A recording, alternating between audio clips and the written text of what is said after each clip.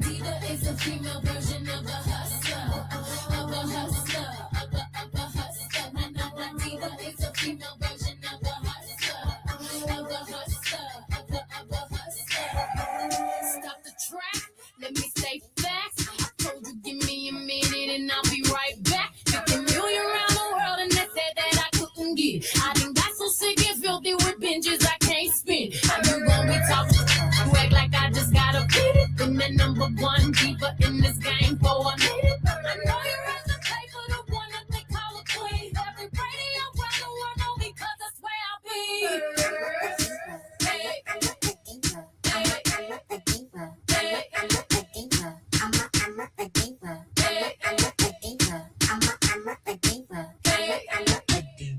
Na diva is a female version of a hustler, of a hustler, of a hustler. Na diva is a female version of a hustler, of a hustler, of a hustler.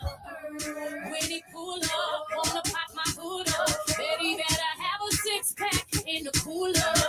Getting money, divas getting money. If you ain't getting money, then you ain't got nothing for me. Tell me something, where your boss at? So my ladies up in here that like to talk back. I wanna see y'all, I like to meet y'all. What you said, she ain't no diva. I don't want the nigger as I have known him and contacted him during my lifetime as a class to control the making of a law that controls me, to control the government under which I live. Would you feel better than if there were some legal means of keeping all Negroes off the rolls? I'd feel better, and I think this country would be better off if all Negroes were removed from it, because I think it is a potential source of racial strife. This clip comes from Eyes on the Prize, the landmark 1987 PBS documentary series that chronicled the American Civil Rights Movement. What you just heard was a Mississippi judge and a member of the Citizens Council speaking candidly about his beliefs on race, power, and why he felt Black political participation was a threat to the society he built his life around. The Citizens Council was an organization of white Mississippians, businessmen, politicians, judges, formed in 1954 specifically to oppose integration and preserve white political power. Council chapters quickly spread across the entire state. I've lived in this Delta all my life. My parents before me, my grandparents. This land is composed of two different cultures, a white culture and a colored culture, and I've lived close to them all my life. But I'm told now that we mistreated them and that we must change, and these changes are coming faster than I expected, and I'm required to make decisions on a basis of a new way of thinking, and it's difficult. It's difficult for me, it's difficult for all Southerners. I was born in Mississippi, in the United States, and I'm the product of my heredity and education and the society in which I was raised. And I have a vested interest in that society, and I, along with a million other white Mississippians, will do everything in our power to protect that vested interest. It's just as simple as that. Bankers, politicians, and owners of businesses joined the Citizens Councils throughout the South. They punished people who supported integration or Black voting rights by foreclosing mortgages, firing workers, or refusing loans to farmers. And they used their influence to push through laws that would ensure continued white domination. It's primarily a struggle for power. And I think we would be stupid indeed if we failed to see where the consequences of a supine surrender on our part would lead. Listen, guys, we are up live on Facebook. Be sure to like the WVON page, interact with me. I'll talk back with you. Of course, you're listening to the Cleopatra Show. I apologize for a late start. Of course, it's 9:18. I wanted you all to hear the clip. When we come back after break, I'll break it down. This is in tribute to me being the birthday. Eyes on the Prize was released in 1987. a significant moment in your favorite millennial's life. And I wanted to be reflective nearly 40 years back where we stand. History was made last night, and we're going to unpack the threat. You are listening to the Cleopatra Show. Be sure to like and subscribe to my new YouTube channel. That's right, the Cleopatra Show. Be sure to like and share the show. 773-591-1690. If you remember, then that means that you know. And if you know, then you are in some familiar territory when it comes to policy from whence we came. We'll be back after this break. More from Cleopatra coming up next on the Talk of Chicago, 1690 WVON. It's D.L. Hughley. He has the lowest approval rating of any president in history. It is so bad, they stopped doing polls. The job numbers are so bad, they stopped tabulating. If you look at the most unpopular leaders in the world, it is Netanyahu and him over North Korea and Russia. They've been pretty chill. So don't act like this is just something people are reacting to, because he used the Constitution like Sharman. Weekdays at 5 a.m. on the Talk of Chicago, 1690 WVON. Sharpton. Catch Reverend Al Sharpton online at WVON.com or on the WVON app. Just click the Al Sharpton banner. Tune in every day at 12 noon for your daily dose. And if you miss it, catch the overnight replay from midnight to 3 a.m. We're keeping it real with Al Sharpton on WVON 1690. Reverend Al told you personally, keep it real. Keep it real. Keep it real. Maria Pappas with Black Houses Matter. We're up to way over 400 million here. Yeah, giving money back. How about that? People in Bellwood got 10 million, Broadview 6 million, Burnham 3 million, South Holland 17 million. The city of Chicago's up to $190 million that we have given back to African Americans. Who does that? Nobody does that but WVON. Cook County Treasurer Maria Pappas with Black Houses Matter, Monday mornings at 11:30 a.m. on the Talk of Chicago, 1690 WVON. Fatigue, swelling, and changes in urination may be warning signs of kidney problems. Don't ignore what your body may be telling you, and that's your healthy reminder. This healthy reminder is sponsored in part by the National Kidney Foundation of Illinois. Honey, did you invite the minions over? Well, you know how we talked about getting Wi-Fi from Xfinity? Yeah. I ordered it this morning, was online in minutes, then they showed up. So they just came over to use the Wi-Fi? They even brought their own devices and spell book. You didn't give them the new Wi-Fi password, right? No. That's good. I gave them our old one because Xfinity lets us keep the same network name and password so devices connect instantly. What do they want Wi-Fi for anyways?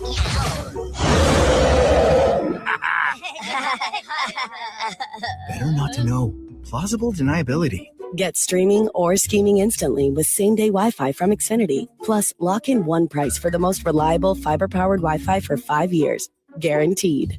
And see Minions and Monsters only in theaters. Xfinity. Imagine that. Restrictions apply. Not available in all areas. Use of fiber coaxial cable. Learn more at xfinity.com/same-day Wi-Fi. This month on Mama, I Made It, Samantha Chapman welcomes hip-hop icon Juvenile. From his early days helping define Southern hip-hop to becoming one of rap's most recognizable voices, Juvenile opens up about his journey, his legacy, and the lessons he's learned along the way.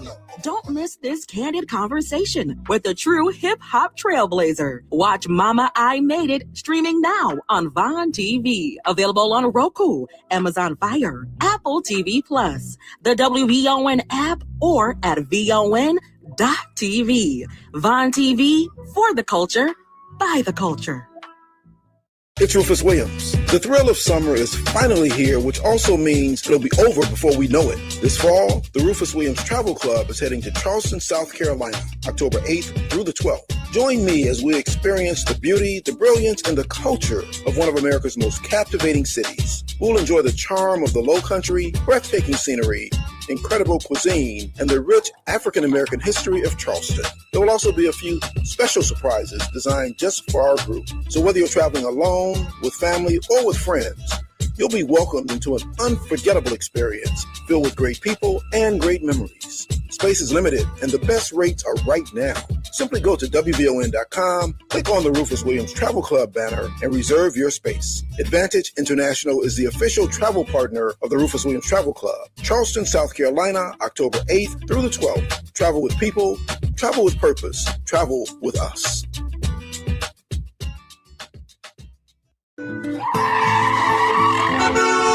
WVON traffic and weather now. We're seeing a higher than normal travel time along the inbound side of the Orion for this time of morning. You're still looking at about a 26-minute trip from 95th Street into downtown. Outbound things are pretty quiet. As you make your way along the Bishop Ford and Tuskegee Airmen Memorial, nothing there. Moving along at the posted speed. DuSable Lakeshore Drive in pretty good shape as well. The Stevenson end from I-355 to DuSable Drive, still just about a 40-minute trip, 35 on the outbound side. The Eisenhower, a slight improvement, but still pretty heavy. 55 minutes from Thorndale to the Burn Circle, 45 traveling out. And the Kennedy down to a 38-minute trip from O'Hare to downtown. Getting to the airport, give yourself 31 minutes. Factor in an earlier accident at Addison. Taking a look at our weather, pretty much gray skies. The National Weather Service says we could see some afternoon, maybe some evening rain. Temperatures topping out in the low 70s. Right now, we're looking at 65 at Midway. It's 65 in Orland and 65 degrees here at the Talk of Chicago. That's a look at traffic and weather now. I'm Annette Flournoy on the Talk of Chicago, 1690 WVON.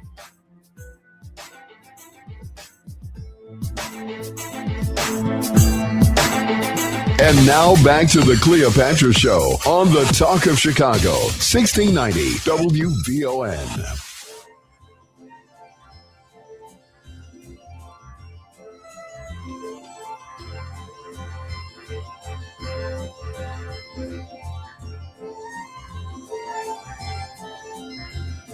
And we are back. The time is 9:25. You're listening to the Cleopatra Show. And listen, guys, I played a clip from Mississippi. Eyes on a Prize was released in 1987. And oftentimes when we have these intergenerational conversations, I wanted to be intentionally reflective. It was released the year I was born. Some of you all can remember who you was kicking with in 1987. I just remember swimming, if I can remember that. But here it is, a climate where, you know, these folks held prominent roles, but were critical with policies that were anti-Black. Sounds familiar? It's Fired Up Wednesday, and I am going there. Anti-Black to the point where we're essentially eviscerated from the roles. And he's talking about the voting rolls, where in a world, the Negro don't control how he lives. And that's something. And I'm going there as I have this great man across my chest. That's the late, great Reverend Jesse Lewis Jackson Sr. Because it dawned on me when I thought about last night. I was up a while, and we're going to get in the weeds of New York. I promise you real soon. I have a special guest. But I'm watching this clean sweep. Big ups to Mayor Mamdani. 6-month flex. But it came from the stairs my people built, right? And I don't know if we can appreciate this moment in history because he's not Black. And I want us to get past some of that aspect, because when we win, literally everybody wins. And whether or not you calculate that as a win because you don't see Black people, that Afro-Latina that won last night, that Dominican and African sister that won last night is a win. And they're walking off the steps of our sweat, blood, and tears. I need us to understand these anti-Black sentiments, because I heard anti-Semitic all morning. I listened to the round tables, the round interviews of Lasher, who won his predominant Jewish district as a Jewish a man, and his fight for anti-Semitism. I need us to get real comfortable talking about anti-Black, and it can't just be Rachel Maddow. I appreciate that Caucasian woman at least bringing awareness, but she had to because they removed Joy Reid. She didn't have to. She felt obliged to point out the Captain Obvious. So here it is. You have this citizens group from the Mississippi down in the Delta that if you did help a Negro, they will prohibit you from even accessing loans, to losing your wealth, to everything that is possible because of their fear. Their fear. Does it not sound eerily relevant today? So today's conversation is rooted in a few things. I'm going to break down the sweep last night because, yes, I can do it from a data standpoint. I can do it from a party standpoint. I can do it from a lot of different angles. Like I said, I put a cap in anybody asks. Culture, arts, and politics. That's what I do. Not just for one night because it's election night. I guarantee you that. I love this aspect. This is better than any holiday, probably more than my birthday, only because of the fruits and of the fruits of the labor of how it benefits the whole. Your birthday is just one day, right? But this is every day people can benefit. But I want to present the question of the day. And it is this: what's the pros and cons of capitalism versus socialism? Last night, DSA was the victor, the Democratic Socialists of America. Identifiably progressives, right? Leftists. They're going to be called all kind of things, but they're not moderate, right? They're not in the center. And we're going to talk about the wave of progressives that have stormed New York City with this 6-month newly cemented mayor, Mayor Zoran Mamdani, who was relentless in his flex, and why that connects to the clip that I played. There's a reason why this anti-black movement under the Trump era is real. The gutting of the voting rights, the redlining, even when it comes to the debunking the value of our home where wealth is built, the inability for us to buy homes. And a lot of this is tied to the fear mongering, like that Caucasian demonic person said. He said, I don't want no Negro govern my quality of life. And now I'm asking the Negroes that are listening to me, how do you feel being under the rule of white men that govern your life, right? Because is it for your betterment? Can they relate to you culturally? Do they even see you humanistically? So in this rise of the socialists, what is the fear juxtaposed to capitalism? Because this is a capitalist society. When you are talking about everybody winning, everybody having health care, everybody having pre-K, everybody having an opportunity to have a place to call home, the working families of America sustaining in a way that is of decency and morality. What is the fear behind that? When we return, I got a special guest, and we're going to break down these races, and he is coming straight out of New York City. I can't wait to talk to him with you. We'll be back after this break. Shaping up to be a cloudy morning in Chicago as temperatures climb into the low 70s. Good morning. I'm in Illinois, and here's what's happening. Well, here we go again. Looks like there are 2 new options on the table for a Chicago Bears stadium. Apparently, 2 new proposals to build right here in the Chicagoland area popped up. One is at 85th and DuSable Lakeshore Drive at the old U.S. Steel site, and the other is in southwest suburban McCook, not far from I-55 on a 150-acre quarry site. Governor Pritzker says he's willing to make a deal if the Bears are. As I've said, I'm willing to call a special session so that we can get a vote on it long before the veto session, if that's possible. And so we're working and helping them in every way we can. That special session would be called in August and would require a supermajority to pass. Well, Governor J.B. Pritzker stopped by yesterday morning for a live in-studio exclusive sit-down here to talk about a variety of issues, including the budget and reading scores in Illinois. WVON's Kayla Patton has more. As I've said, I'm willing to call a special session so that we can get a vote on it. Not overpromising while still working to keep money flowing. Can't do is promise things and not deliver. And so I'm delivering every year. And again, $350 million is not anything to sneeze at as we increase every year. So is there more to do? For sure. And I feel like we're seeing good results. Let me give you an example of some good results we're seeing. 8th grade reading scores. When I took office, 8th grade reading scores we were 15th in the country. We're now 2nd in the country. Recently, Pritzker signed the 2027 budget, which is the largest in state history. He said the budget aims to make life more affordable for people. Kayla Patton, Our News Now, 1690 WVON. WVON's Atiba Buchanan celebrates a major medical milestone. WVON's Logan Page has that story. WVON personality Atiba Buchanan announced yesterday on the afternoon show with Atiba Buchanan and LaDonna Ray that he is now top of the kidney transplant waiting list after a long battle with kidney disease and ongoing dialysis treatment. Buchanan shared that the update marks a major milestone after an extended period of medical struggle and uncertainty. Not only am I approved for the transplant list, University of Chicago Medicine has agreed to do my transplant. Oh I was approved by their team. Amen. Amen. I want to be amen, more and excited than amen. this, but I'm gonna let you finish. This Well, is good. here's the thing. It's, a lot of things have to align just to get on the list. And the biggest impediment I was having was secondary insurance. And that's a whole nother story. So I'm on Medicare. And the reason the secondary insurance is important is Medicare covers 80%. And you have to have, one, you got to have 100% or as close to it as possible. And two, because you'll be on the anti-rejection medications for the rest of your life, your RX has to be bulletproof.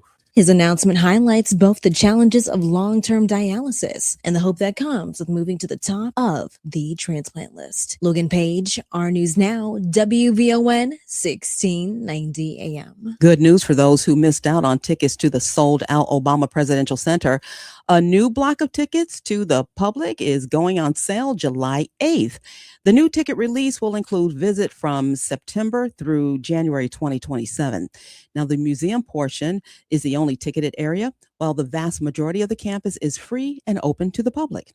Well, that's a look at Our News Now on 1690 WVON. Traffic and weather up next. WVO News Time, 9:36. That's the sound of the ComEd Energy Efficiency Program, saving you money and energy. With rebates on Energy Star appliances, so you can come back to a home full of savings. Discover more ways to save at ComEd.com/home savings. ComEd, powering lives. Protect your money and build your wealth. Sundays at 3 p.m., host and owners of Top and Top Insurance Agency, Clydell and Betty Top, teach you about protecting your assets, 401ks, annuities, life after retirement, the differences and benefits of life insurance, and they take questions. Their advice can enhance your financial future and your legacy. Call for a free WVON financial consultation, 773-881-8110. Tune in Sundays at 3 p.m. to protect your money and build your wealth. Powered by Top and Top Insurance Agency.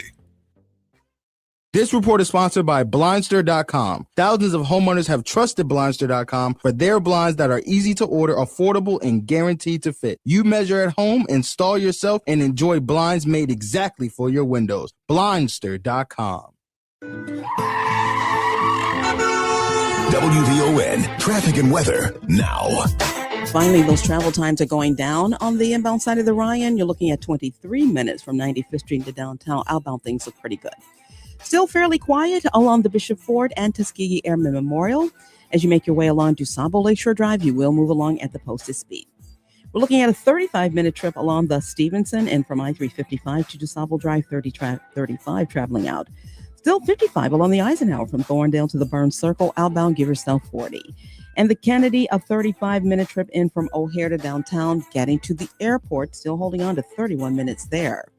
Taking a look at our weather, looks like some of the clouds are lifting. Temperatures are finally beginning to climb. We're having a dry morning, but the National Weather Service says we could see some afternoon and evening rain as temperatures climb to 73. We're up to 67 at O'Hare, it's 67 in West Garfield, and 67 degrees here at the Talk of Chicago. That's a look at traffic and weather now. I'm in Illinois on the Talk of Chicago, 1690 WVON. And now back to the Cleopatra Show on the Talk of Chicago, 1690 WVON. A lovely woman in motion, with hair as dark as night. Her eyes were like that of a cat in the dark. And we are back. The time is 9:39. You're listening to the Cleopatra Show. And listen, guys, it's time to talk about a sweep. Yesterday, I tiptoed to a prediction. In fact, I've been really examining just the sensation of the rise of Zohran Mamdani, New York City's mayor, who is relatively connected in a lot of ways to the politics and the beliefs of Mayor Brandon Johnson here in Chicago. The differences are, of course, culture and our mayor and his ethnicity versus Zohran and his ethnicity. But nonetheless, both these men are progressives, steeped in their values, fighting for the same causes, very similarly as I'm looking at Mamdani across the major networks in our studio. Affordable big cities like New York and Chicago, universal child care, health care, mental health. The blueprint is very similar.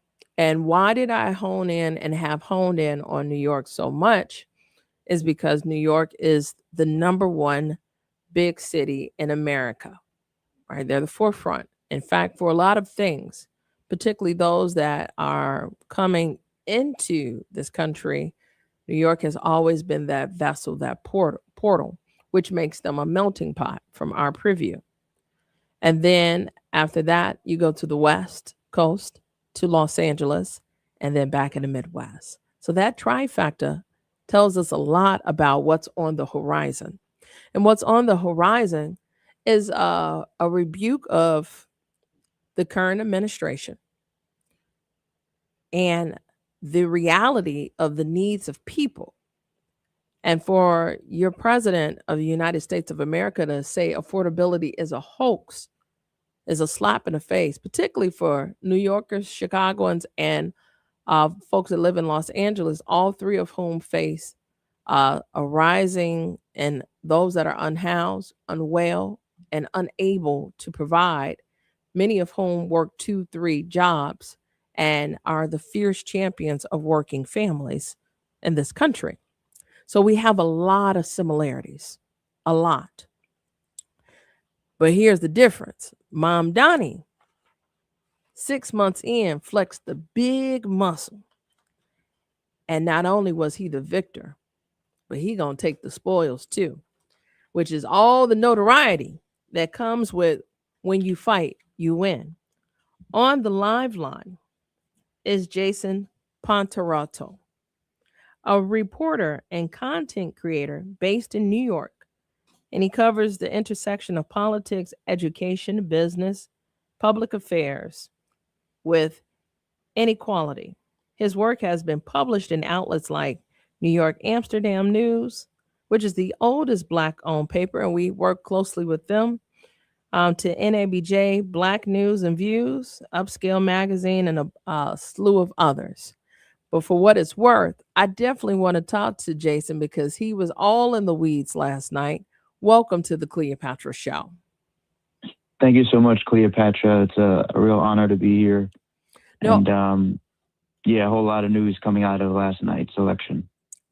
Well, what did you think about my rollout? Because I've been covering New York quite closely because of the connectivity to our mayor. What do you think about what I said? No, I think you hit the nail on the head. New York, as a New Yorker, born and raised, I appreciate what you're saying about, New York as a melting pot and really being, on the forefront in terms of the pulse of how the country at large in a lot of ways, the direction, and Zoran Mamdani, who, similarly to former President Obama, was not a very well-known, politician, but, touched a lot of New York residents and, really touched on those important issues and really represents that more progressive shift that so many have been, gesturing towards, particularly in the face of, this administration and a lot of the attacks coming from the top. So, as you said,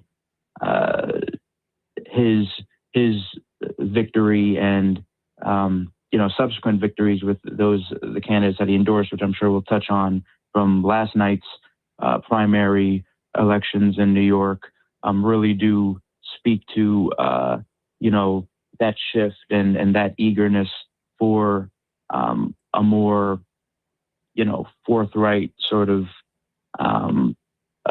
address of what's happening and really touching on the issues that regular Americans and regular New Yorkers are dealing with. So, no, and I appreciate that. I expound upon this connectivity because America will often make those that subscribe to certain entities feel as though we're worlds apart. But in actuality, we have more similarities than we do differences. And that speaks to geography, ethnicity, gender, all of these societal norms and sociological attributes. They're still at the premise humanity. And there were some big wins for Mamdani, and I was proud to be a part of some of the prediction. And here's what I'm really scratching to really discuss is the face-off. Now, I didn't put it as these two men. I put it as these two ideologies. Behind the ideologies are the men. You have minority leader and speaker Hakeem Jeffries, to and through New Yorker, but established, right? Established in the establishment. And when in Rome, you do what the Romans do. And what I'm speaking to is you don't oust your own, right? Incumbents, you protect incumbents. And he stands by that. And there are members of our political party that are of the same ethos here. So that was one of the through lines that I couldn't help but connect the dots to, right? As opposed to draining the swamp. And I put that like that because that is a reference from the Republican Party, the grand old party, that you fall out of line if you want to, you won't be in line no more. So then behind the other ethos and the other ideology of the Democratic Party is Mamdani. So the DSA, the Democratic Socialists of America, and that through line of progressives, unseated incumbents, which hadn't happened in decades. So I want to talk about the sentiment that was in the air, the vibrations, and whether or not from a grassroots standpoint, New Yorkers truly understood what they did last night. And, I appreciate the way you frame that, because it's actually, really interesting because from a grassroots perspective, I think Mamdani in particular, really hit on that. But I think these races last night actually are more interesting in the sense that they really speak to his sway, because the reality is that, particularly I'm from the Bronx, but, I've always said Harlem was my second home. My family on my mother's side's from Harlem. I worked at Amsterdam News, been long steeped in Harlem and the community and several institutions like Harlem Week, which, I encourage everyone to come visit during the summer.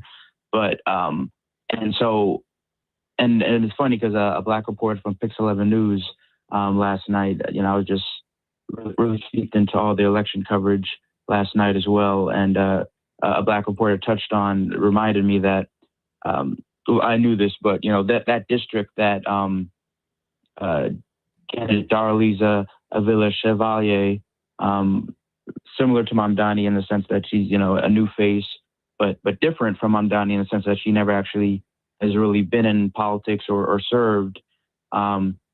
She won the New York 13 race, which represents Harlem and, Upper Manhattan, particularly like Washington Heights and Inwood, and then parts of the Bronx as well. So, the candidate that she defeated, incumbent Adriano Espaillat, he's been serving since 2017 and took over for legendary, the late Charlie Rangel, who himself held the seat in Congress since Adam Clayton Powell Jr. in the early 70s. So the reporter from Pix 11, he mentioned that it's only been, now three people in total from the last 60 years that have held that seat. So, this district and this race, even though it's, represented different sections over the years, it's been pretty, steadfast in terms of who they support. And there hasn't been a whole lot of shakeup, but it really speaks to Mamdani's sway. Because really, when you touch on the sentiment on the ground, a lot of folks actually were not too familiar with Darlisa, who is, was nominated by Justice Dems and DSA, who were responsible for Mamdani. But it really does speak to, some of the voters that were, perhaps not really involved or interested in voting or politics, who came out from Mamdani and who have come out in this election. And it really speaks to his sway. But, No, and hold that thought. I'm up against a break.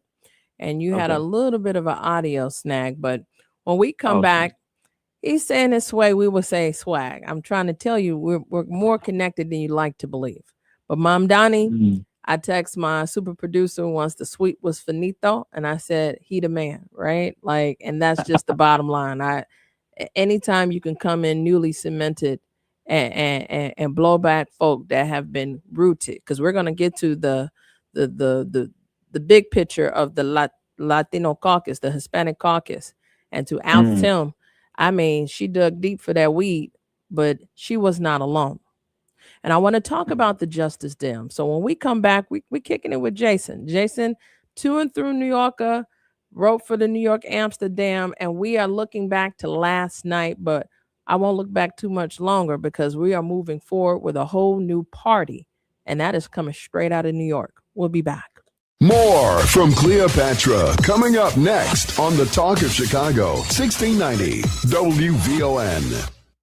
WVON is celebrating Black Music Month with the Chicago Catalog, celebrating the legendary artist who gave the city its soundtrack. Brought to you by AARP. From the soul-stirring harmonies of The Impressions and Jerry Butler to the timeless brilliance of Donny Hathaway, Minnie Riperton, and Sam Cooke, Chicago sound has always been bigger than the stage.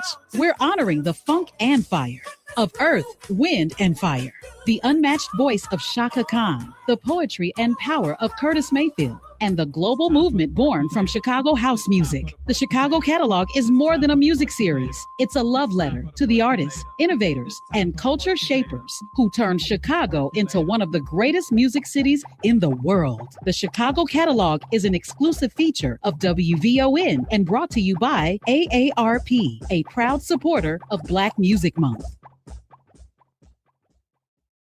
Yo, fellas, when was the last time you checked in with you? We're bringing the barbershop talk to the airwaves. It's time to get real about our wellness, identity, and what it means to feel good from the inside out. The Groomer Room is back, a no-fluff radio series made for the fellas, by the fellas. We're talking health, hustle, healing, and everything in between. No filters, no judgment. Real conversations that hit home. Whether you're grinding, growing, or just trying to figure it all out, this space is for you. Listen weekly on Thursdays from June 4th to June 26th. It will be hosted by Matt McGill, Atiba Buchanan, and Rufus Williams. Only on the station that brings you what's now and what's next. 1690 WVON, the Groomer Room, where the real ones pull up. Chicago officially has the worst traffic in the country. Get out of gridlock with Metra. With our 95% on-time rate, we eliminate the stress of driving and get you where you're going quickly, comfortably, and safely. Metra, drive less, do more. Why choose a Sleep Number smart bed? Because no two people sleep the same. Only the Sleep Number smart bed lets you each choose your individual firmness and comfort, your Sleep Number setting. The Climate 360 smart bed is so smart it actively cools or warms up to 13 degrees on either side for your ideal sleep temperature. The Queen Sleep Number C2 smart bed is now only $9.90. Plus free home delivery when you add any base. Ends Monday. Prices higher in Alaska and Hawaii. To find a store near you, visit sleepnumber.com. Are you ready? Not just to do hair, but to build a real beauty business. If you're a stylist, a barber, or a beauty professional, this show is for you. I'm Nidra Williams of Solo Beauty Supplies. I'm Dr. Lekashan, trichologist and salon owner. Breaking down real strategy, real growth, and what it takes to win in this industry. Tap in, lean in, and level up. The Hair Salon Tour Show, where beauty professionals become business powerhouses. Join us Saturday from 2 p.m. to 3 p.m. Where beauty professionals become business powerhouses. WVON 1690.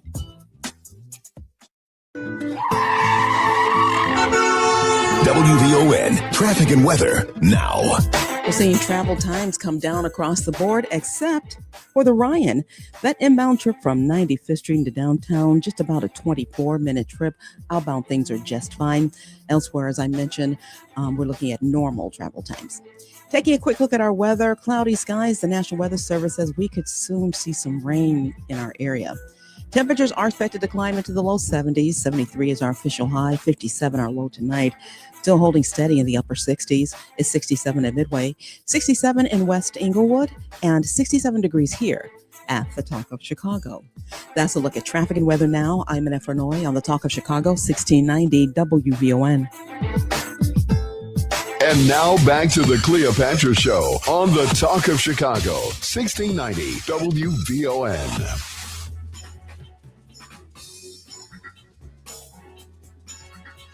And we are back. The time is 9:56, and we are talking out the sweep. Now, New York and the New York Minute definitely became the champions, right? So they got a ship, but I'm going to add 3 more rings. Mamdani backed 3 congressional candidates that were the victor. And it was very unusual because he challenged established incumbent Democrats. That doesn't happen too often, which had him essentially at odds with Minority Leader and Speaker Hakeem Jeffries, who in turn had to back his people because the goal, ideally, is for him to become Speaker when the Democratic Party takes back the House and the Senate. Mamdani said, yeah, that's cool, but that don't work for my agenda of making this the most affordable city, and they have to have better values.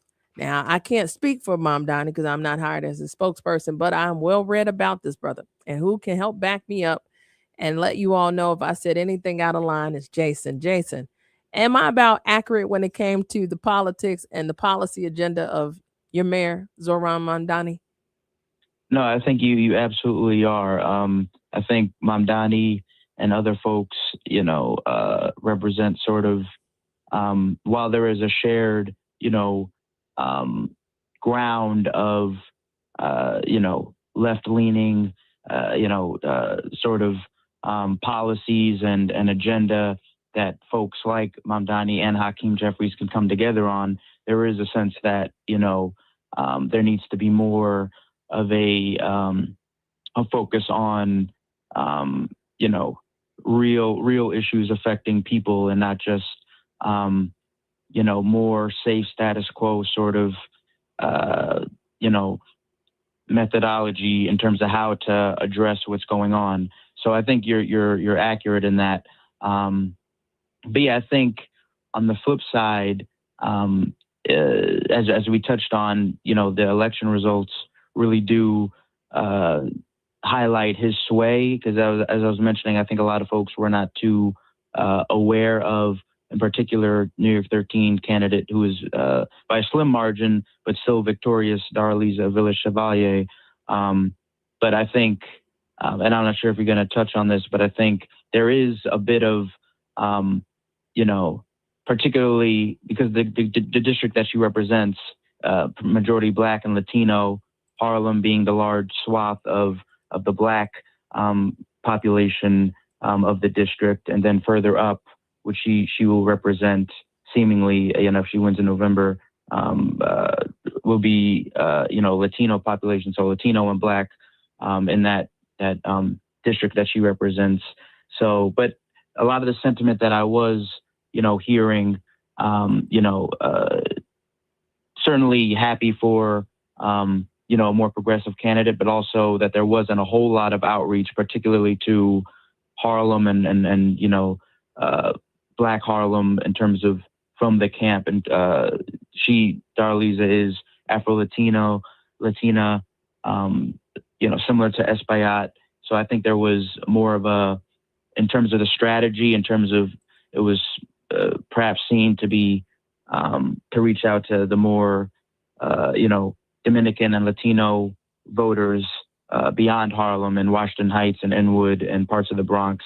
So it'll be interesting to see, how she goes about it. But, and as we touched on Justice Dems, as you mentioned, and I interviewed because I'm up against a break, and I did peep that last night when Mamdani introduced Chavez. He said that she was Afro-Latina, but then he introduced her as a Latina, and I said, wait a minute, it's almost like introducing Tiger as Black. Some would say argumentatively, now it was that Asian that hit that ball. So you got to embrace it all, but do you have to? So that speaks to the makeup, and I'm glad you brought that up. We'll talk about that on the other side, because I want us to unpack Justice Dems. We hear a lot about AIPAC. We hear a lot about all the others, but it took big money to make this happen, and somebody funded it. We'll be back after this break. 67 degrees, cloudy with possible rain headed our way on this Wednesday, June 24th, 2026. I'm in Infernoy. Into the headlines. President Trump says he's canceled a signing ceremony set for today related to a housing affordability bill, saying he won't sign it until the Save America Act is passed. A federal judge is blocking the Trump administration from making arrests at immigration court. And good news for those who missed out on tickets to the sold-out Obama Presidential Center. A new block of tickets to the public is going on sale July 8th. National news from the Black Information Network is next on the Voice of a Nation and the Talk of Chicago, 1690 AM, WVON, Berwyn, Chicago. It's 10:01.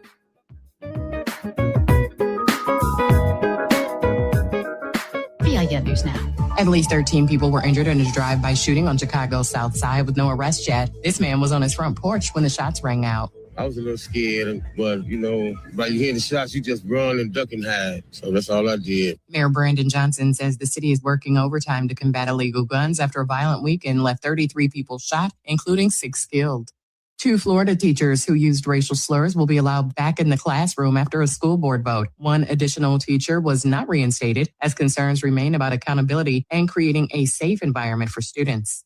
And Billboard is naming Earth, Wind & Fire the greatest R&B group of all time, topping its list of 50 iconic acts. The legendary band is recognized for blending soul, funk, jazz, and rock, influencing generations.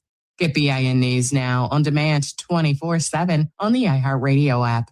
Back to Terry McCready. 2026 is the year of affordability. The American people have been desperately seeking housing, and President Trump got it right in the State of the Union when he said housing should be for people and not for corporations. South Carolina's Black Republican Senator Tim Scott and Democratic Senator Elizabeth Warren of Massachusetts were part of a bipartisan group of lawmakers passing a massive housing affordability bill. The legislation cuts away some of the red tape and makes it easier to build homes while also putting limitations on institutional investors buying up homes.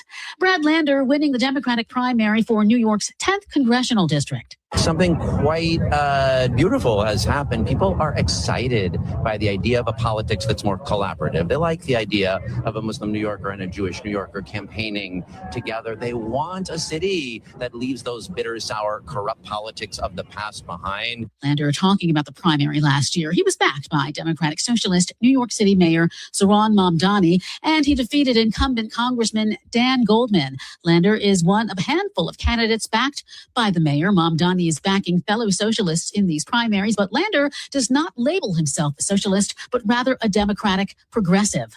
Lander's candidacy was seen as one of several tests for Mamdani's political influence.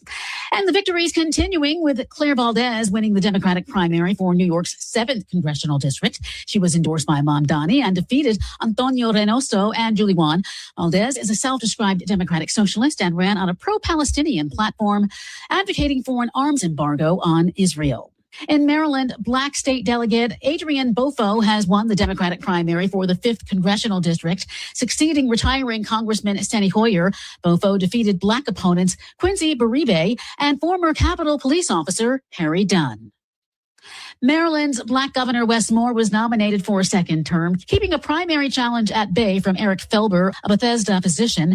47-year-old Moore has remained on the radar among Democrats as a future presidential or vice presidential candidate. A veteran of the war in Afghanistan, Moore garnered national attention when Oprah Winfrey promoted his best-selling book, The Other Wes Moore, One Name, Two Fates, back in 2010. Moore's travel and media junkets have often taken him to South Carolina, which is generally the first state on the calendar where Black voters have major input in a Democratic presidential primary. The governor's name was floated for a possible spot on the Democratic ticket in 2024. Over 3,000 Malawian nationals in South Africa have been deported after thousands protested against illegal immigration earlier this year in Johannesburg and other areas. South Africa began construction on a second temporary deportation center this week to process the repatriation of Malawians. The new site is meant to alleviate a mounting crisis of women and young children filing into an overcrowded site with thousands of men. Meanwhile, thousands more Malawian nationals arrived at the first deportation center, also in the city of Durban, where an estimated 10,000 people have been camping for over a week. I'm Terry McCready for the Black Information Network. High blood pressure is called the silent killer for a reason. Check your numbers regularly, because feeling fine doesn't always mean you are. Your health, our community, for WBON. If you spend hours looking at screens, remember the 20-20 rule. Every 20 minutes, look at something 20 feet away for 20 seconds. It's a simple way to reduce digital eye strain and keep your eyes comfortable. This healthy reminder is sponsored in part by Dr. Ansel T. Johnson and Vision Salon Eye Care Associates. Can you feel it? Can you feel it? The soundtrack of our lives. A Ravinia Black Music Month feature showcasing music that makes us think, love, cry, feel, act, and move. Music that reflects our stories. Can you feel it? The soundtrack of our lives. Jerry Butler, hey Western Union man. Send a telegram, whoa, send a telegram, man, to my baby. Do you hear what I say? Oh, Western Union man, why don't you send a telegram? Oh, I'll send a telegram to my baby. Western Union man, send a telegram. Oh, send a telegram, send it. Ravinia, celebrating Black Music Month. Experience the transformative power of live music. Get tickets at ravinia.org. Financial freedom starts with access. Fifth Third Bank is breaking down barriers to banking with tools and programs that help you build credit, save, and grow. Our mission is simple: empower every Chicagoan to move forward, because economic mobility means opportunity. This is banking a Fifth Third better. Visit 53.com to learn more. That's 53.com. Fifth Third Bank, National Association, member FDIC. Hey everybody, this is Kendall Moore, The Kendall Moore Show, getting you from your work week to your weekend each and every Friday night from 6 until 9 p.m. I get you from your work week to your weekend. Church, Tabernacle. Kendall Moore, radio for the next generation on the Talk of Chicago, 1690 AM, WVON.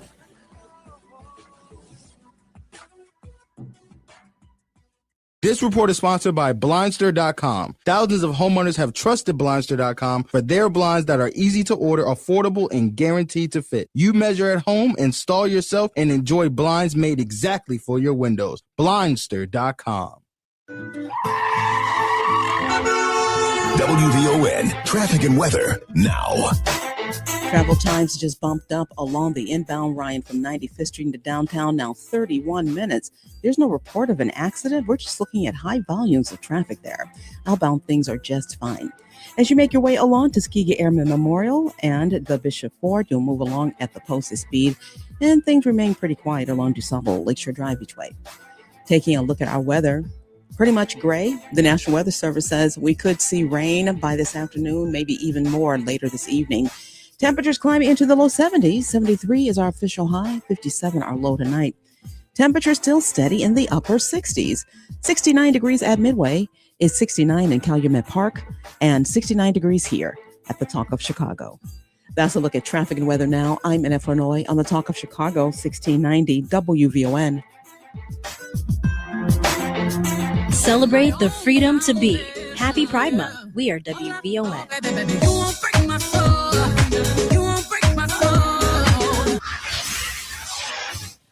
Live from the Xfinity Studios at WVON, it's the Cleopatra Show on Chicago's essential storyteller, 1690 WVON. When seasons change and we forget the past September,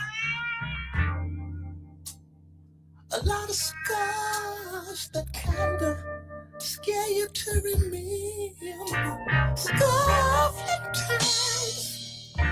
And we are back. The time is 10:10. And listen, guys, this is a Fired Up Wednesday. And I've been drawing a lot of connections. But I'm not by myself. I have Jason with me, Ponterotto. Am I pronouncing it correctly, Jason? Yes, you did. That's Excellent, fine. excellent.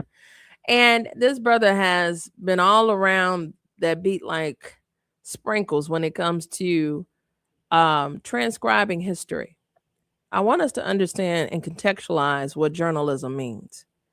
You know, there are folks that will orate what happened in this moment. There are folks that will narrate, and there are folks that are literally transcribing different components of history, and you read them in the papers, you read them in blogs, you see them in a different iterations. We're those people, and I liken myself to be a part of that. And from Jason's preview of being a New Yorker and me being a thoroughbred Chicagoan, I'm connecting the trifecta from New York to Los Angeles to Chicago in terms of our politics. And in this moment, I am constantly orating the history that is being made as we are pushing through this anti-Black agenda in this country that is led by your homie that hang out in public housing, 1600 West Washington, Pennsylvania, that we pay for, right? And with that being said, the breakthrough of folks having to realize that you cut your nose to spite your face only to get sicker, poor, because you showed up for the racism, because you showed up to hurt other people as opposed to finding opportunities of where you can unite with people. And I think that's a perfect segue to what Jason was tiptoeing to, which is why I asked about Justice Dems. You know, we do a lot of analysis of what is AIPAC? Why does AIPAC fund this? Who are they? So on and so forth. Every being that is on the political circuit is funded from somehow, somewhere. If it's small donors, if it's this group, if it's that group. And here you have DSA, which is a movement, Democratic Socialists of America. That's one attribute. But then you have the Justice Dems. And we might remember them because I've interviewed a Corey Brooks and, you know, all of these folk, right, that were a part of it. But who are they? Jason, can you explain to my listening audience to whose they are?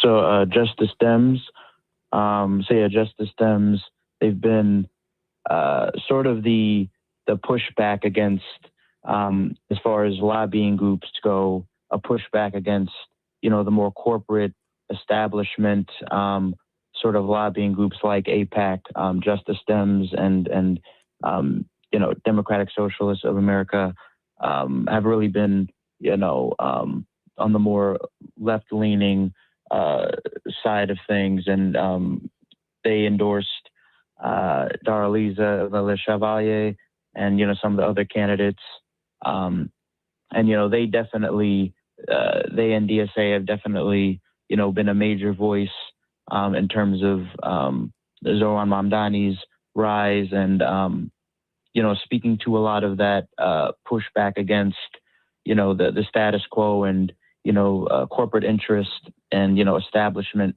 Democrats. So it'll be interesting to see how it shakes up in terms of national politics. A lot of people are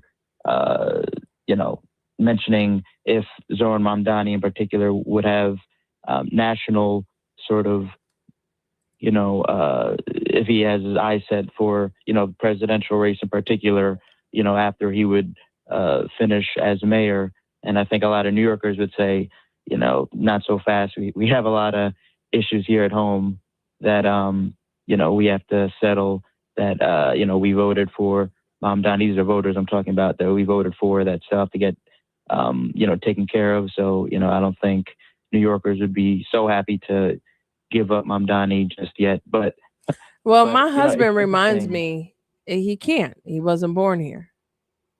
Oh yeah. So I said the same thing. I was like, oh yeah, because I'm excited too. I'll loan y'all to him for about another 6 years, but y'all got to give him back so he can run president. But here's the beauty of a Mamdani. I think he recognizes his assignment is to not make more Mamdanis, but to find more like-minded folk like Mamdanis of the world to help better the world. And that's why I'm excited, because I see the same in my mayor. But see, my mayor, he's black-facing. He's a black man, and he ain't backing down about being black. Everything blickety black. And he ain't apologizing for it. And folks have a disdain. There's a different type of political culture here that is just animalistic. My husband also pointed out another fun fact about New York is more younger people. In my ward alone, I have the eldest ward, one of the oldest wards. So that mindset does make a difference. The young folk are saying, hey, I can't even afford to live here. Well, we got to fight for something. You know what I'm saying? So I think the bare bones of what I see that is distinctly different between New York and Chicago, particularly New York City, is the absolutes. If we don't do this, this is the case, and we are all ass out, right? Unhoused, 100%.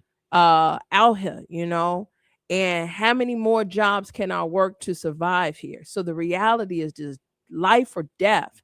Here, you can kind of wing it, you can kind of fake it till you make it, but it's getting critical here too. And a lot of folk, I don't know where you all push out at.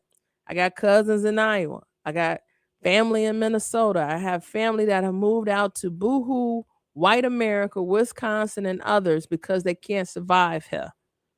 I don't know where you all push out at from a New York City standpoint, but that speaks to the desperation of how dire it is. But I don't think it connects like a New Yorker. A New Yorker can connect the fact that, hey, this not right. Chicago, it almost as though it's a punishment to be black. And we sometimes we accept that because it has been historically divested on the South and West sides where black people predominantly live for decades, that this is some type of normancy. And New Yorkers say, no, we ain't going. It's a higher level of fight that I want us to rise to, that I like about this moment. And that's interesting, that you highlight that, because, when you think about, because you're absolutely right, the affordability crisis is really the central issue. I think it's increasingly the major talking point, the major, issue that's defining all of the country and races all across the board. And it's different, varying, from different perspectives, depending on where you are, but generally across the board, affordability and the cost of living has gone up significantly in recent years. And a lot of folks are pointing to the fact that, this administration has only in a lot of ways exasperated those issues, despite claiming, they would fix them. But particularly when you touch on, New Yorkers and their fight for, really making sure that this is the central issue. New Yorkers really have no other choice, to be honest. And I'm sure you know this, but the affordability crisis really, maybe California is the only, truly comparable major city and state, but both of you all, but yeah, but if I may the say, both affordability- localities is on blast, and to be brutally particularly honest, from the affordability issue, it Yes, really is, it's on blast. life or death. Yeah. So, because you have, one room studios that go for $2,000, $3,000, and that's the reality. So, that had to be the central issue, I think, in the last few, and particularly the last election cycle, and Mamdani was really able to touch on that. But, as we touch on, DSA and Justice Dems, I think, another very important factor that perhaps might get overlooked, particularly from, the national lens, is that regardless of what it is, all politics will always be local, and you have to really touch on the local issues of what voters in that district are dealing with and what they're saying, needs to be addressed, whether it's from, Congress in Washington or, city government levels. So, and that's why I touched on, that interesting dynamic, particularly in the race that I've paid most attention to, which is New York 13, in which Chevalier unseated Adriano Espaillat. It really is going to be interesting dynamic because, folks are saying, we need something different, but, you do have to make sure that you touch all the voters in that district. And, if I could, I have a feature article that's set to come out soon. Hold that thought. I'm up against a break. When we come back, I Okay. definitely want to learn all about your work. Listen, Okay. guys, we are discussing the victor that happened in New York, but it was a central issue that has went through line, and we talk about that a lot. So, Jason, just to let you know, I've earned the moniker as Professor Draper, so I refer to my listening audience sometimes as class, right? So I'm talking to my students, and when we talk about what's that through line, theirs was literally life and death. And I've only been in New York, Jason, one time, and I Oh, had wow. 40 students with me. I took them on BET, 106 and Park. I was really that dope teacher that did a lot, right? Took them to the inauguration, all type of stuff, right? But I've never been back. So I did look up Harlem Week. We're going to talk about that. But I've never had the Beautiful. opportunity to come back. I just drove through Buffalo. So I did drive through New York recently for my sister's graduation. But again, I'm saying all this to say this is me being well-read, well-versed. I liken myself to have a strong political appetite as an operative. So I pay close attention to issues. But you said something that I speak to the class all the time about. All politics is local. There was a candidate that lost in New York last night because he thought the race was against Trump. That message fell flat and he lost because New Yorkers are at the brinks of survival. Affordability is not a hoax, and it's not exclusive to New York. It's not exclusive to Los Angeles. It's not exclusive to Chicago. This is transforming the country to be unaffordable. We'll be back after this break. More from Cleopatra coming up next on the Talk of Chicago, 1690 WVON. Hi, I'm Dr. Ansel Johnson, Clinical Director at Vision Salon Eye Care Associates. Good vision isn't a luxury. It's essential to everything that you do, from digital devices, driving, reading, even watching your grandchildren grow. Our team brings over 50 years of combined experience and treats every patient like family. We carry a variety of eyewear, including some African-American collections that fit you, your prescription, and let you express your true style. And if you're living with diabetes, glaucoma, or hypertension, our expert care can help you protect your vision for the years ahead. Don't wait. Call or text 708-385-0013. Again, 708-385-0013 for an appointment, or visit visionsalon.com today. Be well, see well, and be blessed. Don't take your vision for granted. Optometrist Dr. Ansel Johnson and Vision Salon can see what you can't. For eye care and eyewear, visit visionsalon.com. Smart conversations with smart people makes us smarter. And that's exactly what you get on Bound and Woven with Rufus Williams. This isn't surface level talk. This is where authors become experts, where books become blueprints, and where ideas are challenged, not just discussed. From Colin Woodard on Nations Apart, to Gloria J. Brown Marshall breaking down the history of protests in America, to Gary Tyler sharing a story of resilience and redemption in Stitching Freedom. These are not interviews. These are conversations that matter, because every book has a story and every story has a deeper meaning. Bound and Woven with Rufus Williams on Bond TV. You can catch us on Roku, Amazon Fire, Apple TV Plus, the WVON app, and VON.TV.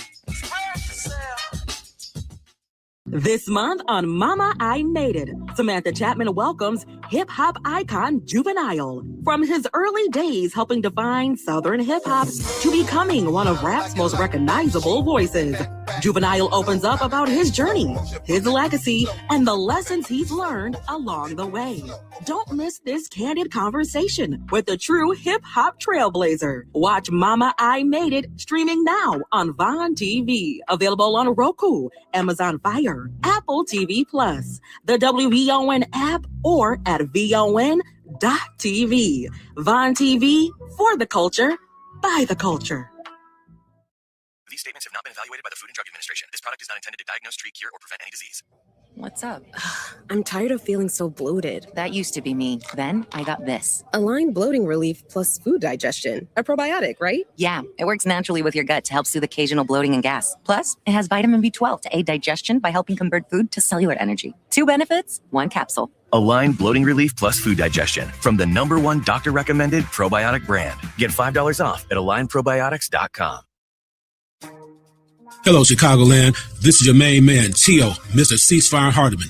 I'm inviting all of my friends, associates, and colleagues to tune in to WVON, the Talk of Chicago, 1690 AM for the Tio, Mr. Ceasefire Hardiman Show.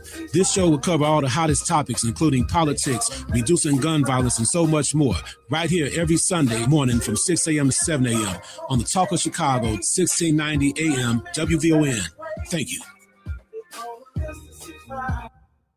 It's Rufus Williams. The thrill of summer is finally here, which also means it'll be over before we know it. This fall, the Rufus Williams Travel Club is heading to Charleston, South Carolina, October 8th through the 12th. Join me as we experience the beauty, the brilliance, and the culture of one of America's most captivating cities. We'll enjoy the charm of the Lowcountry, breathtaking scenery, incredible cuisine, and the rich African-American history of Charleston. There will also be a few special surprises designed just for our group. So whether you're traveling alone, with family, or with friends, you'll be welcomed into an unforgettable experience filled with great people and great memories. Space is limited, and the best rates are right now.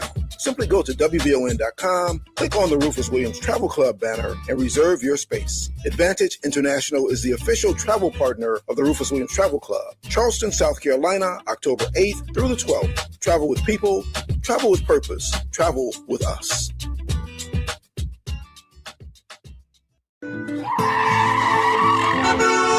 WVON traffic and weather now. There are some major problems happening right now along the westbound I-80, and these delays have been happening much of the morning. Apparently, a tire changer was hit and killed in that area. It happened westbound I-80 just past Torrance. Right now and all morning long, there have been significant delays because of lane closures and emergency vehicles on the scene. It happened right at the split where you could either get on the Tri-State or stay on the Bishop Ford. And for those that make that drive from Chicago to Indiana, frequently know exactly where that is. Significant delays in the area. You want to avoid that if all possible. Taking a look at our weather, we're seeing gray skies today. The National Weather Service says we could see rain this afternoon and into the evening as we peak out at a daytime high of around 73. We finally made it into the 70s. It's 70 at O'Hare, 70 in Roseland, and 70 degrees here at the Talk of Chicago.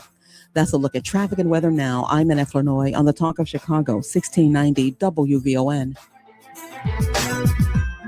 And now back to the Cleopatra Show on the Talk of Chicago, 1690 WVON.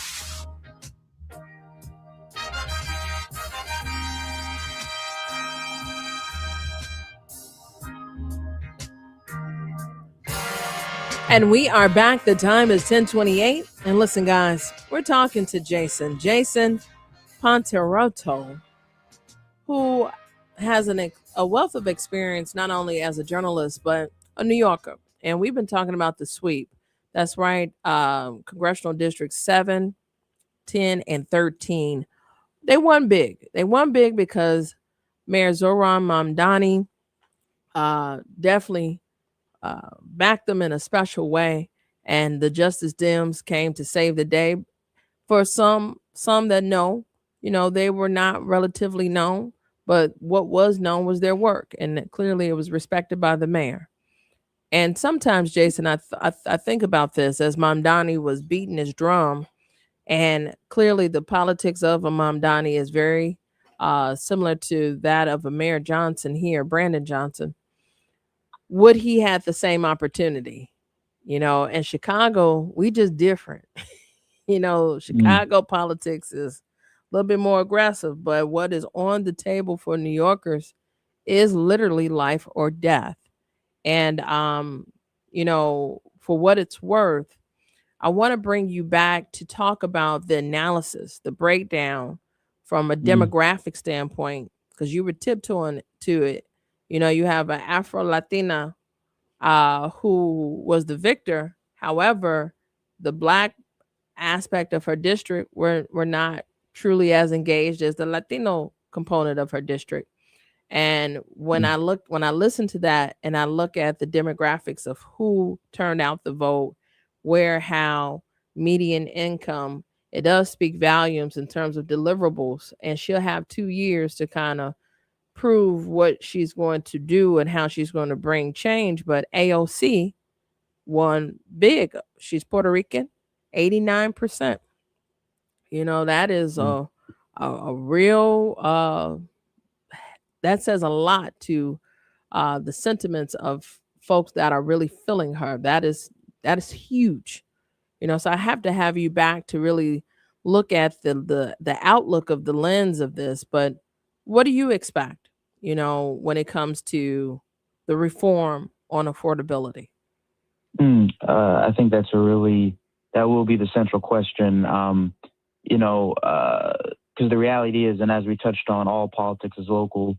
I think the reality is that when you look at the district, particularly for the Villa Chevalier, which consists of Harlem, which is even though increasing gentrification is still Black, and then you have a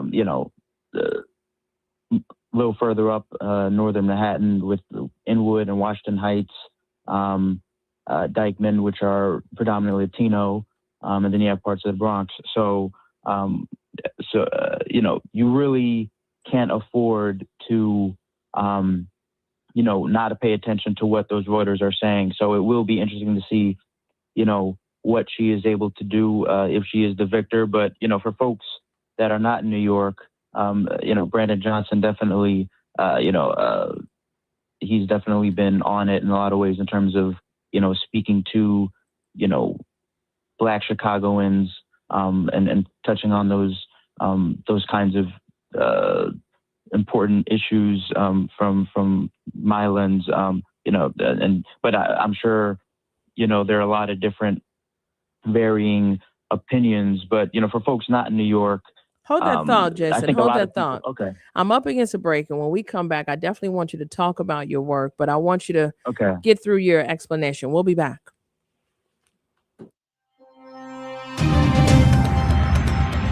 Cloudy and mild, temperatures topping out in the low 70s. Good morning. I'm Annette Flournoy, and here's what's happening. Some Southwest Side residents recently affected by gun violence will be getting some much-needed support today.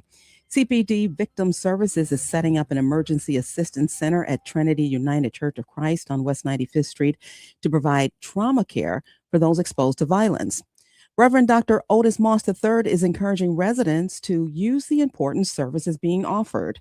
Anyone in the community that needs assistance, whether it is counseling, whether it's some form of trauma care, we want to ensure that people are developing and are growing. Princeton Park is where as many as 13 people were shot when 2 people opened fire into a crowd over the Father's Day weekend. There will be a variety of confidential victim services from 4 to 7 tonight. Well, Chicago Mayor Brandon Johnson says he supports a new Department of Gun Violence Prevention, which was proposed earlier this week by faith and community leaders. Perry Williams has more. It's incumbent upon me as the mayor of this city is to hear what these advocates are calling for and finding ways in which the work that we're doing can not just be aligned, but strengthened. Some city council members hope to introduce an ordinance before the August recess. Meanwhile, critics say creating a $100 million office during a huge city deficit is not wise. 33 people were shot and 6 killed over the weekend in Chicago. I'm Perry Williams. And here we go again. Looks like there are 2 new options on the table for Chicago Bears Stadium. Apparently 2 new proposals to build right here in the Chicagoland area have popped up. One is at 85th and DuSable Lakeshore Drive at the old U.S. Steel site. And the other is in southwest suburban McCook, not far from the Stevenson Expressway on a 150-acre quarry site. Now, Governor Pritzker says he's willing to make a deal if the Bears are. As I've said, I'm willing to call a special session so that we can get a vote on it long before the veto session, if that's possible. And so we're working and helping them in every way we can. Now, first, for there to be a vote, there must be legislation. Now, that special session would be called in August and would require a supermajority to pass. And good news for those who missed out on tickets to the sold-out Obama Presidential Center. A new block of tickets to the public. They're going on sale July 8th. Now, the new ticket release will include visits from September through January 2027. Now, the museum tower portion is the only ticketed area, while the vast majority of the campus is free and open to the public. That's a look at our news now on 1690 WVON. Traffic and weather up next. WVO News Time, 10:35. Protecting your kidney health starts with small daily choices: healthy eating, hydration, exercise, and regular checkups. And that's your healthy reminder. This healthy reminder is sponsored in part by the National Kidney Foundation of Illinois. This is Dr. Ansel Johnson, Clinical Director at Vision Salon Eye Care Associates. Your eyes are telling a story, but are you listening? What many people don't know, your eyes can show the very first signs of diabetes, hypertension, and glaucoma before you feel a single symptom. At Vision Salon, we used advanced imaging technologies that see every layer of the inside of the eye in great detail, catching damage years before it affects your vision, mapping your eye's blood vessels without needles. This is Oculomics. Using your eyes as a window into your whole body's health, it can be life-changing. If you or family members live with diabetes, hypertension, or glaucoma, or other chronic disease, don't wait. Call or text 708-385-0013. Again, 708-385-0013. Visit visionsalon.com today. Be well, see well, and be blessed. Tuned in to your favorite WVON personalities on Facebook Live? Don't just watch, like it, love it, share it. Every click helps us grow the conversation and keep the community strong. So remember, like it, love it, share it, Chicago. It's Gospel with Pam Morris Walton, your gospel sister, on WVON Sundays, 11 to 2 p.m. Music to help you on your journey. I'll see you there, WVON. Hi, I'm Tavis Smiley, inviting you to join me weekdays from 6 p.m. to 9 p.m. right here on WVON. I am bringing you a national perspective on all the happenings in the Black community and, of course, politics. It's talk radio for us, by us, and this is where America listens. It's Tavis Smiley, weekdays from 6 to 9 p.m. on the Talk of Chicago, 1690 WVON. This is your host and life coach, Linnell Harris, and I want you to join me every Sunday morning from 7 a.m. to 9 a.m. for Inspirational Perspective. On Inspirational Perspective, we talk life vision, life purpose, and the show is all about helping you live the best life possible. So join me as we look at supporting you in living the life you intend to live and making your life's vision a reality. Every Sunday morning at 7 a.m. on the Talk of Chicago, 1690 a.m. WVON. This report is sponsored by Blindster.com. Thousands of homeowners have trusted Blindster.com for their blinds that are easy to order, affordable, and guaranteed to fit. You measure at home, install yourself, and enjoy blinds made exactly for your windows. Blindster.com. WVON traffic and weather now. Westbound I-80 has seen some big problems this morning. We're just now learning that apparently a tire changer was hit and killed on westbound I-80 just past Torrance right now. And all morning long, there have been significant delays and lane closures due to emergency vehicles on the scene.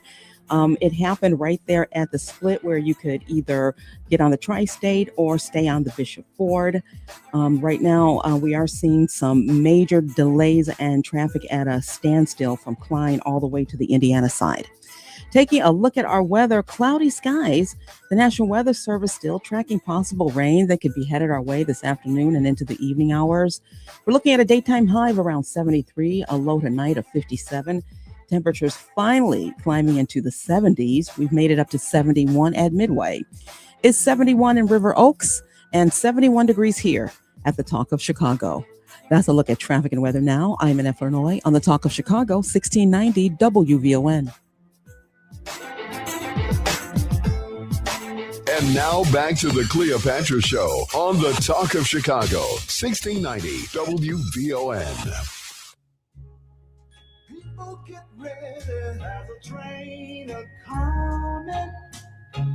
You don't need no baggage, you just get on board. All you need is faith. And guys, we are back. The time is 10:40. You're listening to the Cleopatra Show. And it's Fired Up Wednesday. We're discussing the sweep. Zohran Mamdani, mayor of New York City, newly cemented, came very strong last night. And the victor in all three races that he tipped his whole palm, forget his thumb, his whole palm on. And they were supported by the Democratic Socialists of America, Justice Dems, and a swath of others. And a handful, just a few, nobody really knew, but they knew their work, right? They knew their heart, and they knew that they could speak to the people. And right now, the cry from New York City is affordability, and it is life or death. And who's on the live line, who's unpacked it with me, is Jason Ponterotto, who lifelong New Yorker, journalism, journalistic skills vested to tell the story and orientate in this moment in reality. And you've wrote a special piece that is coming out that you wanted to share with the audience. What is it, Jason? Oh, thank you so much, Cleopatra. So, I actually have a feature article coming out, not next week, next few weeks, about, because we're talking about, obviously, these races, and in particular, New York 13, Darlisa Vallier-Chevalier, and there is another candidate who I have a story coming out about. She's actually independent. Candace Niles is her name. She's a lifelong Harlemite, but she had been running on the Democratic ticket, but I think chose to get out as she sort of observed that there was a lot of sort of gatekeeping, as she would say, and became a crowded primary. So she'll be, for all intents and purposes, look like she'll be on the general election in November.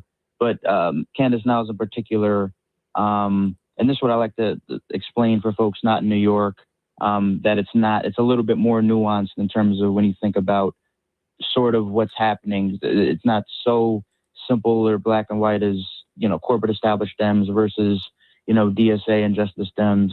It's, I always like to think, and I think it's, really relevant for your show. Where do black voters in particular fit in all this? Like, what are we thinking? What are we experiencing? And as you touched on with affordability, black residents in New York are by far the most, it's hitting everyone, but by far the most vulnerable, the most displaced. And, Candace Niles in particular, a lifelong Harlemite, experienced the gentrification. And she has an interesting story, really brought her to my attention because I don't know if you're familiar with deed theft, but deed theft has been a major sort of, not to get too deep into that, but it's essentially a phenomenon that has, or an epidemic rather, in New York that's affected black homeowners in the last several years, where essentially through fraud, speculators or, individuals can essentially steal the deed of black homeowners without them knowing. And so allegedly, Candace Niles is saying that she's been dealing with that with her home in Harlem, but it has been, a major issue affecting black homeowners. So, she is an interesting case, as a Harlemite, dealing with this sort of situation. But she says that, Chevalier, represents a parachute candidate in a lot of ways in terms of,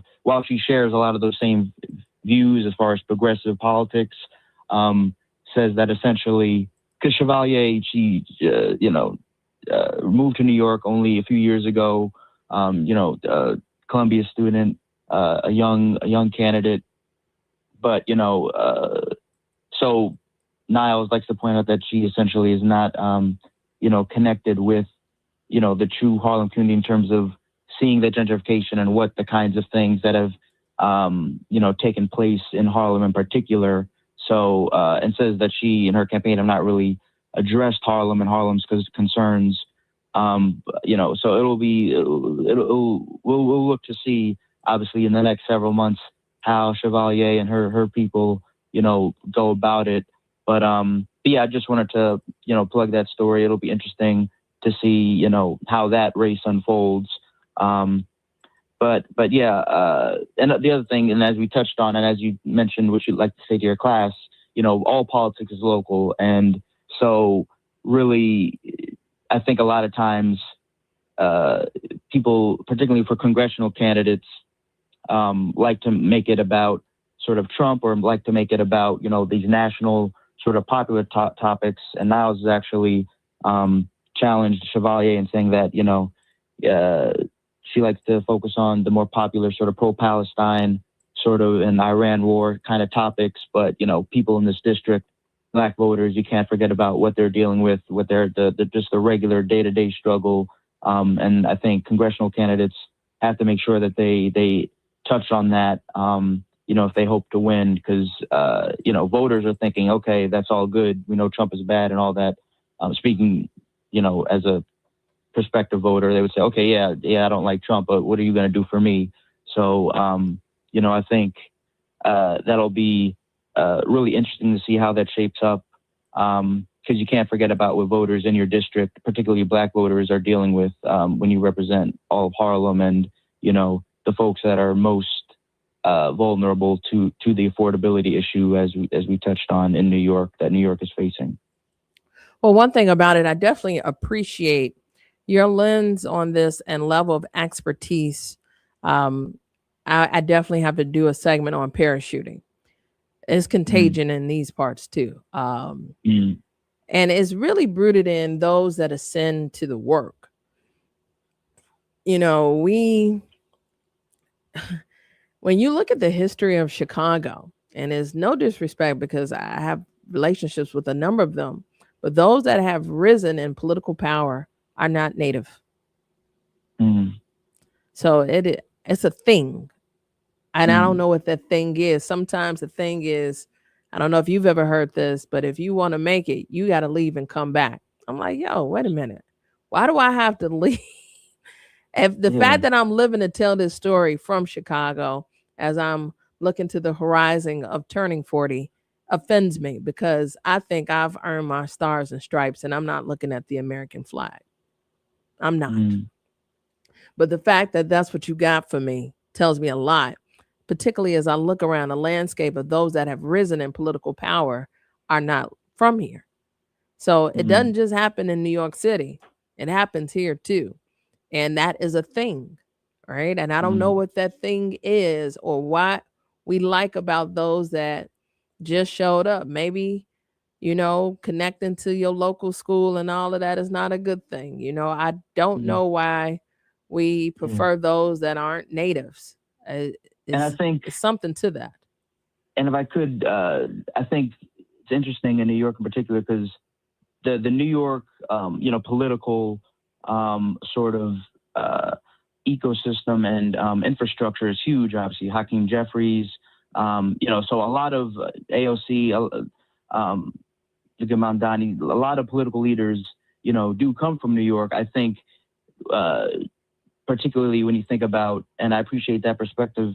I think in this situation, it's interesting because, as Niles has pointed out, I think she was pointing out, I think the hand-picked sort of element by a DSA or a Justice Dems of non-natives, and how that is kind of, something to look at, essentially, and as far as parachute candidates in terms of, these sort of organizations from the outside, kind of, who have a lot of money, so DSA, Justice Dems, kind of handpicking different candidates to run for areas like Harlem or, Washington Heights, folks that are not necessarily from those communities, but saying, we want you we're going to choose you to be our person to represent for this race. And then the residents in those communities are like, we've never heard of you, or, so it's on the part of the candidate to make sure that they, ingratiate themselves with the community and, address those issues. But, I think it's an interesting discussion that I'm going to explore, in that piece, when you think about the influence of DSA and Justice Dems as far as, being able to kind of just handpick different candidates. And to be fair, I interviewed. Wait. To be fair, they all do it. I look forward to reading your piece, but there's not an entity that doesn't do it, right? So they all do it, but it is unique when there's a particular appetite from those that aren't native born. That's the point that I'm making. So when you're ready to collaborate, I would love to throw some darts at the board with you, because what DSA and the Justice Dems are doing is no different than AIPAC, is no different than CBC, is no different than the Democratic Party, the DCCC. They all do it. Everybody does, because everybody wants their person, their pick to carry their water. And that is the way. But the unique thing about what New York City and Chicago share, as you and I are unearthing, is how we liken ourselves to those that aren't natives. And I don't know what that is yet. And I look forward to unpacking it further with you. Listen, guys, Jason Ponterotto, I've enjoyed you. I look forward to having you back, particularly as the data comes out on the demographics. I would love to break that down with you. So stand by for that. Absolutely. I appreciate it, brother. When we come back, Angel, I see you on the live line. You don't want to miss this. More from Cleopatra coming up next on the Talk of Chicago, 1690 WVON. Summer is here, the season of sunshine, fireworks, and the freedom to enjoy what matters the most. And at United Fidelity Bank, they believe freedom starts with smart savings. Whether you're grilling with friends, riding bikes with the family, or watching fireworks light up the night, your money should be working just as hard as you do. That's why this summer, you can open up a 6-month certificate of deposit with a 4.15% annual percentage yield. It's a simple, steady way to grow your savings without giving up the freedom of summer fun. At United Fidelity Bank, they don't just focus on numbers, they focus on you, your goals, your questions, and the kind of executive personal service you won't find at a big box bank. Because at United Fidelity Bank, you get the experience you need and the service you deserve. Stop by their Chicago flagship branch at 1701 West 87th Street to open your 6-month 4.15% APY CD today or anytime at UnitedFidelity.com. United Fidelity Bank, where your summer of smart savings begins. Rates subject to change at any time. CDs renew automatically to the standard rate in effect at the time of renewal unless instructed otherwise. Member FDIC. Sharpton. Catch Reverend Al Sharpton online at WVON.com or on the WVON app. Just click the Al Sharpton banner. Tune in every day at 12 noon for your daily dose. And if you miss it, catch the overnight replay from midnight to 3 a.m. We're keeping it real with Al Sharpton on WVON 1690. Reverend Al told you personally, keep it real. Keep it real. Keep it real. Why choose a Sleep Number smart bed? Because no two people sleep the same. Only the Sleep Number smart bed lets you each choose your individual firmness and comfort, your Sleep Number setting. The Climate 360 smart bed is so smart, it actively cools or warms up to 13 degrees on either side for your ideal sleep temperature. The Queen Sleep Number C2 smart bed is now only $9.90. Plus, free home delivery when you add any base. Ends Monday. Prices higher in Alaska and Hawaii. To find a store near you, visit sleepnumber.com. Maria Pappas with Black Houses Matter. We're up to way over 400 million here. Yeah, giving money back. How about that? People in Bellwood got 10 million, Broadview 6 million, Burnham 3 million, South Holland 17 million. The city of Chicago's up to $190 million that we have given back to African Americans. Who does that? Nobody does that but WVON. Cook County Treasurer Maria Pappas with Black Houses Matter, Monday mornings at 11:30 a.m. on the Talk of Chicago, 1690 WVON. WVON traffic and weather now. Right now, southbound DuSable Lakeshore Drive catching our eye. We're seeing some solid traffic to just past North Avenue. Then stop and go jam solid all the way to Chicago Avenue. There's no report of an accident. We're just seeing a very high volume of traffic there. Taking a look at our weather, cloudy skies, the National Weather Service tracking possible rain that could be headed our way soon. We're looking at a daytime high of 73, a low tonight of 57.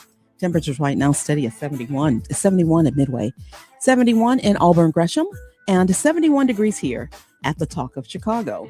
That's a look at traffic and weather now. I'm Annette Flournoy on the Talk of Chicago, 1690 WVON. And now back to the Cleopatra Show on the Talk of Chicago, 1690 WVON.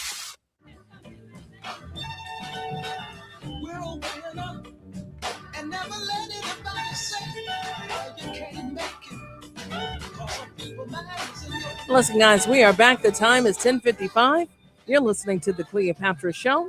And if you're planning on visiting the Obama Presidential Center, here's an opportunity for you. Skip the traffic and parking hassles and take Metro. The 59th Street University of Chicago station on the Metro Electric line is just a short walk from campus. Make it one of the easiest ways to arrive. With Metro's reliable service, affordable fares, and convenient ticketing through the Ventura app, getting there is simple. Plus, children under the age of 11, they ride free. Make your trip part of the experience. Let Metro move you to the Obama Presidential Center and spend less time driving and more time exploring. That ME is right for me, and I know it's right for you. Check it out, guys. Let's go to the phone lines. I would love to talk to Angel. Angel, welcome to WVON. I just want to say it's a beautiful thing that this guy in New York got his way with the 3 people running. But you know what? That's hurting the Democrats as far as I'm concerned. Because this socialism never going to work, number one. You know that for a fact. I'd like to just say this July 4th weekend, they better prepare themselves for in the Black and Hispanic community. Get something done. Yesterday, they had the governor on the radio station. 1 minute, he talked about the crime. No solution. No, never said nothing. All he said was, the guns are coming from Indiana. Well, you know what? You run the state of Illinois. Put some state police out there on the Indiana border and start searching some of these trucks and cars, and maybe you'll solve that problem. Don't talk about it. Do it. I'm with you on him. Yeah, I'm with But you on that. you know what's funny? I swear to you, I listened to the whole, and I hated listening to it. The whole conversation, 1 minute about the crime in Chicago. I hate to predict, but I'm going to tell you something. July 4th weekend is a Saturday. So that Friday, Saturday, Sunday, I guarantee you, I hate to say it, over 60-something people will be shot in the city, and maybe 25 to 30 will be dead. And that's a shame, because the governor ain't got a clue, and now they're spending $100 million on a fireman gun program. That's not going to work. Come on. You know what I'm trying to tell you? I hate to be negative, but I'm telling you the truth. I love your show. I listen to you every day. Thank you. Absolutely. Listen, guys, and I'm still thumbing through the interview, so bear with me. Y'all brave. Y'all took it in big bites. I want him to come back. So it's not that I don't want to say anything he don't come back, because I told him to his face twice I'd take a bite at that apple. I don't hesitate or mince my words. And I don't want him just for my show. I want him for all the shows, because everybody's personality is uniquely different. That's what make up WVON. However, Anhel is right. Mayor Brandon Johnson controls a very small portion of the state of Illinois. In fact, his portion, if it were not for the contributions of Chicago, Illinois would be on life support. Let's be clear. And I'm looking for him to say just what I just said, but let me say it on, not on his behalf, but on my behalf as a resident, as a taxpaying resident. If it were not for Chicago, Illinois would be on life support, because we are the financial economic engine. With that being said, I do find shortfalls of when it does come to the complexity of gun control when you are the governor. I shared with you all from a political landscape and from a government standpoint, when we need to pull on the purse, the mayor himself, by the rules that are written by the General Assembly, has to come before the body. So that lets you know the power, not only just of the purse, but of the governor. So until we have a paradigm shift of our civic understanding of who controls what, and it is unacceptable to not have a statewide plan about gun control. It is unacceptable for Chicago to just bear defense on its own while we carry the damn state, particularly when we talk about property taxes. There's no way you sit across from me and you don't help me understand what the hell is the plan for those that are looking for reprieve. There's no way possible. Right now, in the federal government, Trump just canceled a very important meeting to help give relief nationwide because he's stalling out for the SAVE Act. There is a swath of people that are on the precipice of being unhoused, if not yesterday. So the fact that the Southland, which is predominantly black, carries the state of Illinois, there's no way possible that you sit across from me and you can't answer that. It was so bad, we voted Fritz Kagi out. And I say we because it is a collective move. Fritz Kagi is no longer the assessor. That's how serious this issue is. I just expounded upon this with New York. What was on the ballot was housing and affordability. I want you all to follow me, class, because it's definitely in session. We'll be back. Temperatures now in the low 70s, cloudy with possible rain headed our way. On this Wednesday, June 24th, 2026, I'm in Illinois in the headlines. A teen takeover meeting is set for today. 26th Ward Alderman Jesse Fuentes will chair it and allow teens to take over the meeting and share their thoughts and possible solutions. Chicago health officials are investigating a case of the measles at O'Hare Airport. And here we go again. Look like there are two new options on the table for a Chicagoland area Bears stadium. National news from the Information Network is next on the Voice of a Nation and Talk of Chicago, 1690 AM WVON, Berwyn, Chicago. It's 11:02.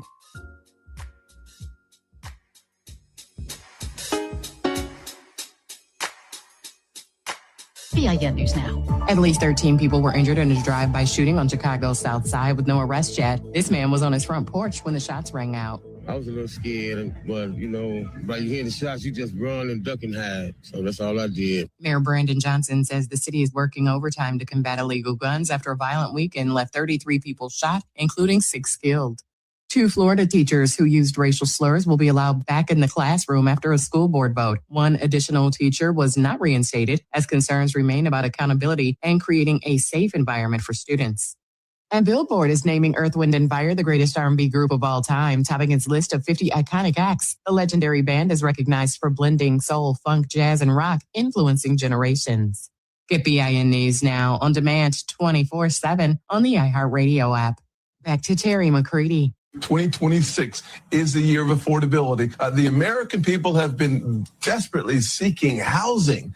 And President Trump got it right in the State of the Union when he said housing should be for people and not for corporations. South Carolina's Black Republican Senator Tim Scott and Democratic Senator Elizabeth Warren of Massachusetts were part of a bipartisan group of lawmakers passing a massive housing affordability bill. The legislation cuts away some of the red tape and makes it easier to build homes while also putting limitations on institutional investors buying up homes.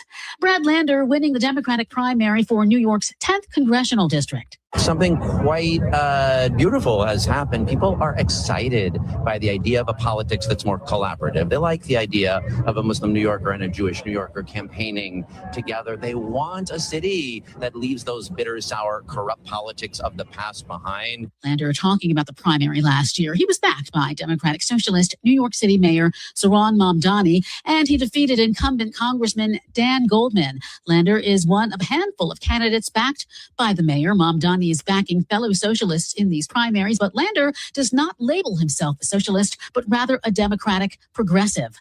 Lander's candidacy was seen as one of several tests for Mamdani's political influence. And the victories continuing with Claire Valdez winning the Democratic primary for New York's 7th Congressional District. She was endorsed by Mamdani and defeated Antonio Reynoso and Julie Wan.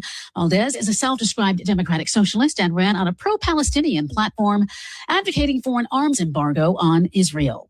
In Maryland, Black state delegate Adrian Bofo has won the Democratic primary for the 5th Congressional District, succeeding retiring Congressman Steny Hoyer. Bofo defeated Black opponents Quincy Beribe and former Capitol Police Officer Harry Dunn. Maryland's Black Governor Wes Moore was nominated for a second term, keeping a primary challenge at bay from Eric Felber, a Bethesda physician. 47-year-old Moore has remained on the radar among Democrats as a future presidential or vice presidential candidate. A veteran of the war in Afghanistan, Moore garnered national attention when Oprah Winfrey promoted his best-selling book, The Other Wes Moore, One Name, Two Fates, back in 2010. Moore's travel and media junkets have often taken him to South Carolina, which is generally the first state on the calendar where Black voters have major input in a Democratic presidential primary. The governor's name was floated for a possible spot on the Democratic ticket in 2024. Over 3,000 Malawian nationals in South Africa have been deported after thousands protested against illegal immigration earlier this year in Johannesburg and other areas. South Africa began construction on a second temporary deportation center this week to process the repatriation of Malawians. The new site is meant to alleviate a mounting crisis of women and young children filing into an overcrowded site with thousands of men. Meanwhile, thousands more Malawian nationals arrived at the first deportation center, also in the city of Durban, where an estimated 10,000 people have been camping for over a week. I'm Terry McCready for the Black Information Network. Diabetes hits our community hard. Cut back on sugary drinks, stay active, and get your blood sugar checked. Small changes can protect your future. Your health, our community, for WBON.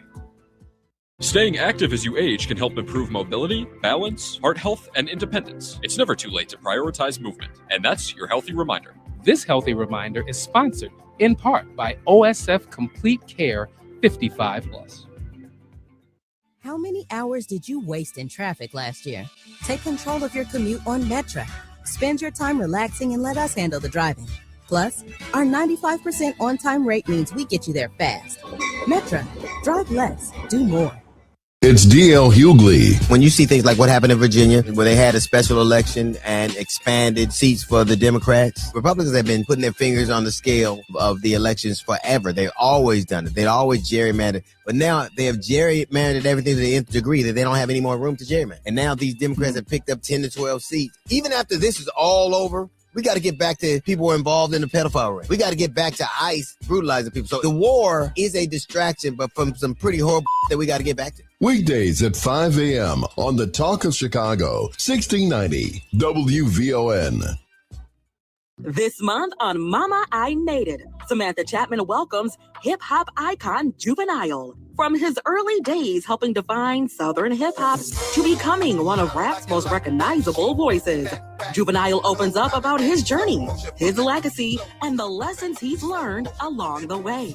Don't miss this candid conversation with the true hip-hop trailblazer. Watch Mama, I Made It streaming now on Vaughn TV, available on Roku, Amazon Fire, Apple TV+, the WVON app, or at VON.TV.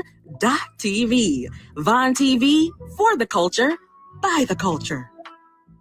Protect your money and build your wealth. Sundays at 3 p.m. Host and owners of Top and Top Insurance Agency, Clydell and Betty Top, teach you about protecting your assets, 401ks, annuities, life after retirement, the differences and benefits of life insurance, and they take questions. Their advice can enhance your financial future and your legacy. Call for a free WVON financial consultation, 773-881-8110. Tune in Sundays at 3 p.m. to protect your money and build your wealth. Powered by Top and Top Insurance Agency. This report is sponsored by Mattress Firm. Trouble sleeping lately? Upgrade to the great sleep you deserve at Mattress Firm's July 4th sale. Choose from a curated selection of top brands and let their sleep experts help you narrow it down. They make sleep easy. WVON traffic and weather now. There's something going on right now along DuSable Lakeshore Drive, northbound and southbound. It looks to be right around the Oak Street curve. We're getting readings that traffic is solid northbound from Grand all the way to Chicago Avenue, and then southbound pretty much solid from Michigan to Chicago. There's no report of an accident or a stall. We're just looking at really high volumes of traffic there. Taking a look at our weather, cloudy skies, the National Weather Service tracking possible rain headed our way soon. We could see a daytime high in the low 70s. Our official high has just been reduced to 74. That's a bump, has been bumped up to 74. Our low tonight, still holding on, has now been bumped up as well to 59. Right now, temperatures just lingering in the low 70s, still 71 at Midway, it's 71 in Auburn Gresham, and 71 degrees here at the Talk of Chicago. That's a look at traffic and weather now. I'm in Illinois on the Talk of Chicago, 1690 WVON. Live from the Xfinity Studios at WVON, it's the Cleopatra Show on Chicago's essential storyteller, 1690 WVON.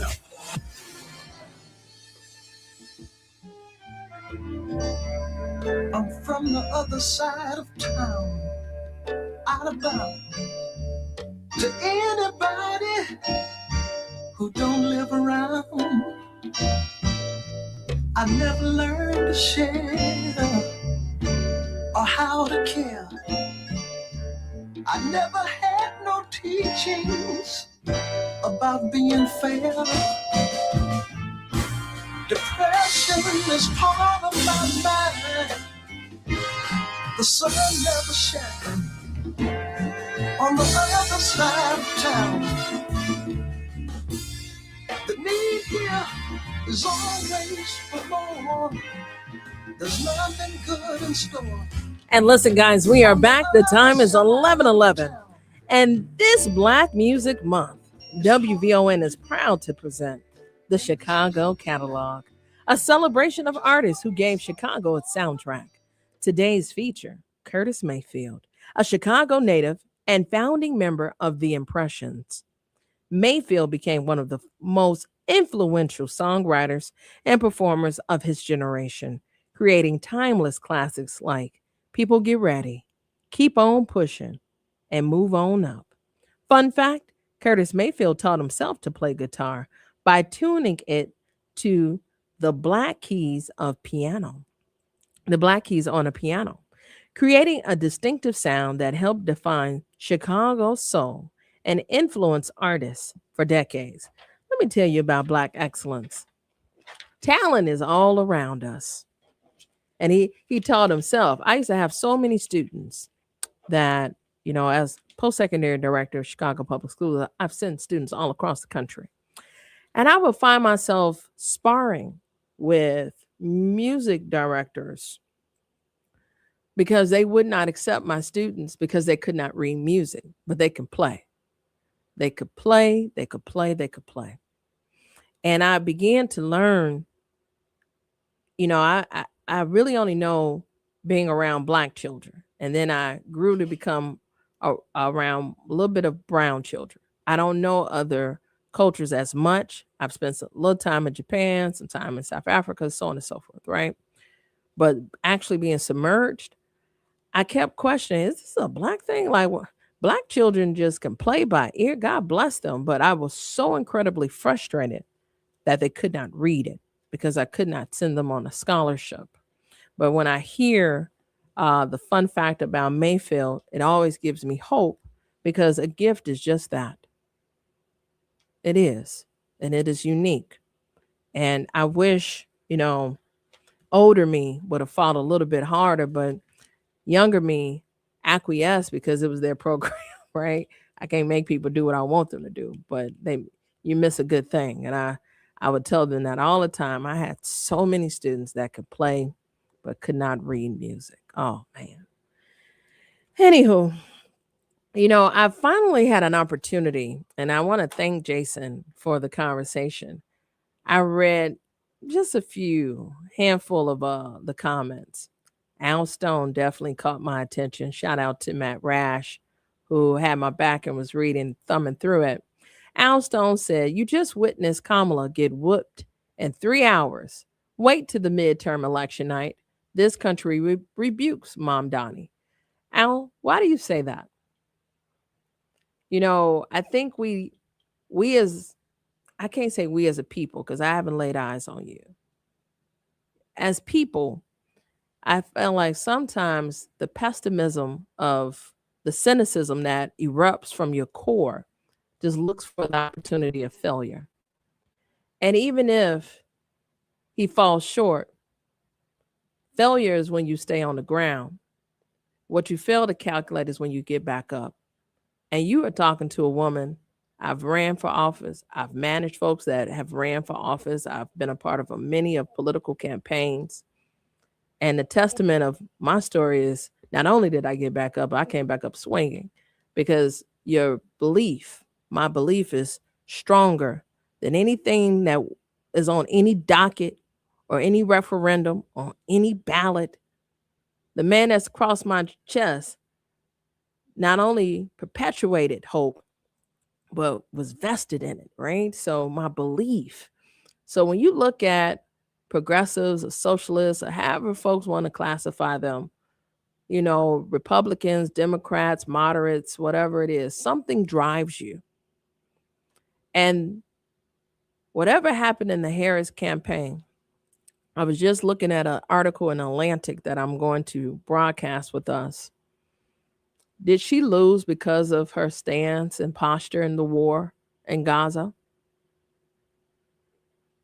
Argumentatively, one could say, yeah. But I think the establishment itself lost because it could not grapple with the fact that change is on the horizon. It is. I would love to be a fly on the wall in Minority Leader Speaker Hakeem Jeffries' office today. I would love to, because I can dial back 7 months ago where he could not parse his lips to even endorse Mamdani. It was unfathomable then. And the fact that we are 6-7 months later and he just mollywopped his candidates, his incumbents, I'm sure has had Speaker Jeffries thinking. So to say that there was a rebuke on Kamala, I don't say it for the woman, I say it for the party. And watching the grand old party be eviscerated under the terrain of their allegiance to Trumpism We have to figure out on the Democratic side which way we want to be, because you can't cut from both tongues. I've listened to Mamdani speak about genocide, and it's a reason why you don't see the images that are being shown around the world. Children being murdered, the influx of the rat invasion that are consuming the corpses that are under the rubble, the women that are raped and tortured, the men that are being shot and killed, and those that are starving to death. That's just in Gaza. Meanwhile, you got his son-in-law showing you the plans, the blueprint of how they're going to beautify it and make it a destination site. That makes me sick to my stomach. And Mamdani declared it to be monsters. But then these same monsters are governing your quality of life. They write your laws. They supposed to protect the laws, right? You can't have it both ways. You can't. I haven't heard anything about what's going on in Ukraine and Russia. That conversation so long gone. Meanwhile, on Rape Island, the Epstein Rape Island, the top of the key are child predators, rapists, monsters. And there was an entire movement that were looking for the files and the deliberate intent to hide the files. So now you have, and I'm going to play this clip when we come back, your president saying, if you don't do what I say, there'll never be a Republican president. Well, how has that worked out? So I'm not sure. I don't have a crystal ball. I'm not Miss Cleo. But I highly doubt there'll be a rebuke on Mamdani. I highly doubt it. Because in New York City, as you just heard Jason testify, they're being starved out. They're being robbed of their wealth, their title, their deeds, being pushed out of their housing. I mean, a studio, $3,000, many of whom work 1, 2, 3 jobs. There's only so much one can do. So I highly doubt Mamdani goes anywhere. I highly doubt it. In fact, I think they're going to come to Mamdani. Like I just said, I'm sure Speaker Jeffries, whom I truly love and have a lot of respect for, is going to recapitulate his posture moving forward, because Mamdani has risen it to a point where he has captivated the ear, grassroots of the people, which is where the power is. And I remind us that at least once a week. For all you all that are without hope, look to New York City. If not, look to the man across my chest. The people hold the power. Never forget that. I told you, we got to be real Jewish. When we come back, Brother Chris, Randy, I see you on. I see you all in the chat. You can be drunk on pessimism. And I'm not necessarily drunk on optimism. But I refuse to dim my light. One thing about it, Mamdani the man, for this moment right now, he is not a perfect man. But right now, today, he woke up the man. And that man just anointed 3 congressional leaders that have the power of not only access to the purse, but the pen. You're going to get a civics lesson. It's Fired Up Wednesday, and I didn't come to play. I am looking at New York City because we next. I'll be back. More from Cleopatra coming up next on the Talk of Chicago, 1690 WVON.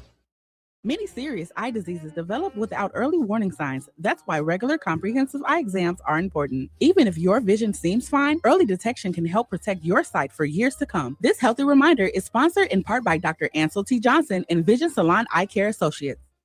America's biggest birthday bash happens at Wind Creek. Join us for Light It Up 250, an electrifying night of unforgettable moments. Be here starting at 4 p.m. Saturday, July 4th for a dazzling laser light show, live music, and free lighted gifts. Plus, 250 lucky guests win a share of $60,000. Don't miss this 4th of July celebration at Wind Creek Casino and Hotel. Prizes are issued as either slot, free play, or free bet. Must be 21 years or older. If you or someone you know has a gambling problem, crisis counseling and referral services can be accessed by calling 1-800-GAMBLER.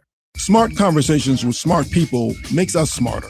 And that's exactly what you get on Bound and Woven with Rufus Williams. This isn't surface level talk. This is where authors become experts, where books become blueprints, and where ideas are challenged, not just discussed. From Colin Woodard on Nations Apart, to Gloria J. Brown Marshall breaking down the history of protests in America, to Gary Tyler sharing a story of resilience and redemption in Stitching Free.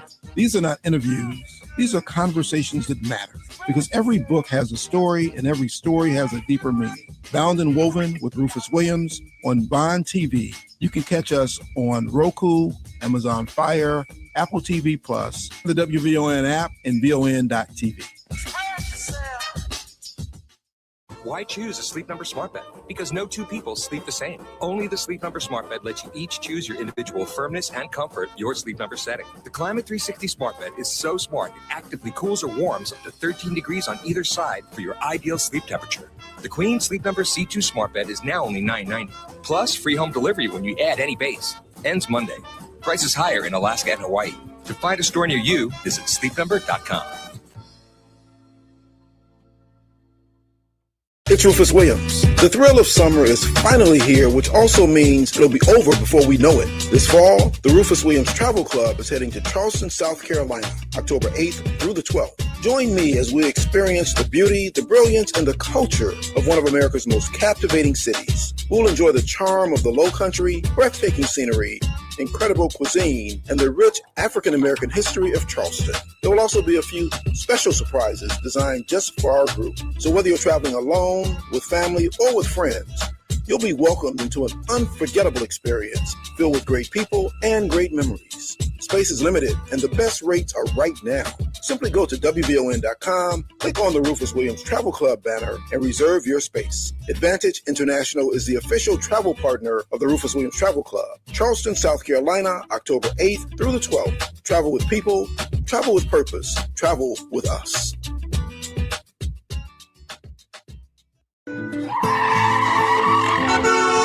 WVON traffic and weather now. Not much affecting your travel times, but we are tracking some street closures right now on the south side at 115th Street is shut down in both directions right there at Lafayette Avenue. All we know is that there is some police activity there. The number 115 bus has been rerouted. Taking a look at our weather, gray skies, the National Weather Service monitoring possible rain that could be headed our way soon. We're looking at a daytime high with temps in the low 70s, going down to 57 tonight, but they are climbing. We made it up to 72 at O'Hare. It's 72 in Midlothian and 72 degrees here at the Talk of Chicago. That's a look at traffic and weather now. I'm Annette Flournoy on the Talk of Chicago, 1690 WVON. And now back to the Cleopatra Show on the Talk of Chicago, 1690 WVON. I see you come back to me, your best friend, to tell another tragic story. And once more you look in my eyes. And one more time you And we are back on the Cleopatra Show. The time is 11:25 and it's Fired Up Wednesday. WVON, we're on the move and we want you with us. From the Blues Fest to Spending the Black, we've got a full calendar of events across the city of Chicago, and we're looking for a few good volunteers to join the WVON street team and be a part of the movement. Space is limited, spots fill fast. So sign up today by emailing volunteer, that's VOLUNTEER, at WVON.com. That's volunteer.com. Check us out. Be a part of the movement. Let's talk to Brother Chris. Brother Chris, talk to me. Welcome to WVON. Ms. Draper. Hey, how are you? Good morning. Good show. Mamdani turning out to be a kingmaker. You can't do the old things and expect new results. And I hope he does lend his message or run on the national stage, and he's doing a good job up there in New York. He also brought them a championship. So he's not doing the Eric Adams who got on his knees for Don the Con, and it served him no purpose with, his conviction and all that. And he had to give up all his morals and standards for nothing. But I guess he was doing his Tim Scott impersonation. What I will say, one of the callers said Ms. Harris is going to be embarrassed or whatever. I have a different opinion. I think the voters and the farmers are going to know it wasn't her who caused this unnecessary pain of high inflation, gas prices, lost jobs, our world lost respect on the world stage. But as we know, his voters, they pushed the goal line. Well, Obama did this, Obama did that, and we know who have the Obama derangement syndrome, because everything that goes bad, he blames Obama. But the people who are living in the hurt, where you go to the gas station or you buy food or you can't afford your medication or your rent, they know, this was not promised when Don the pedal then said he was going to stop the war in one day in Gaza, one day in Ukraine, bring down prices, give more wages. The only one that has benefit has been the corporate and the richest 1% with the big, beautiful bill. And when that sunsets of no tax on tips and then the no tax on the Social Security, when that sunsets, again, the people, the rug will be pulled from up under them, and they will realize that was not Kamala Harris.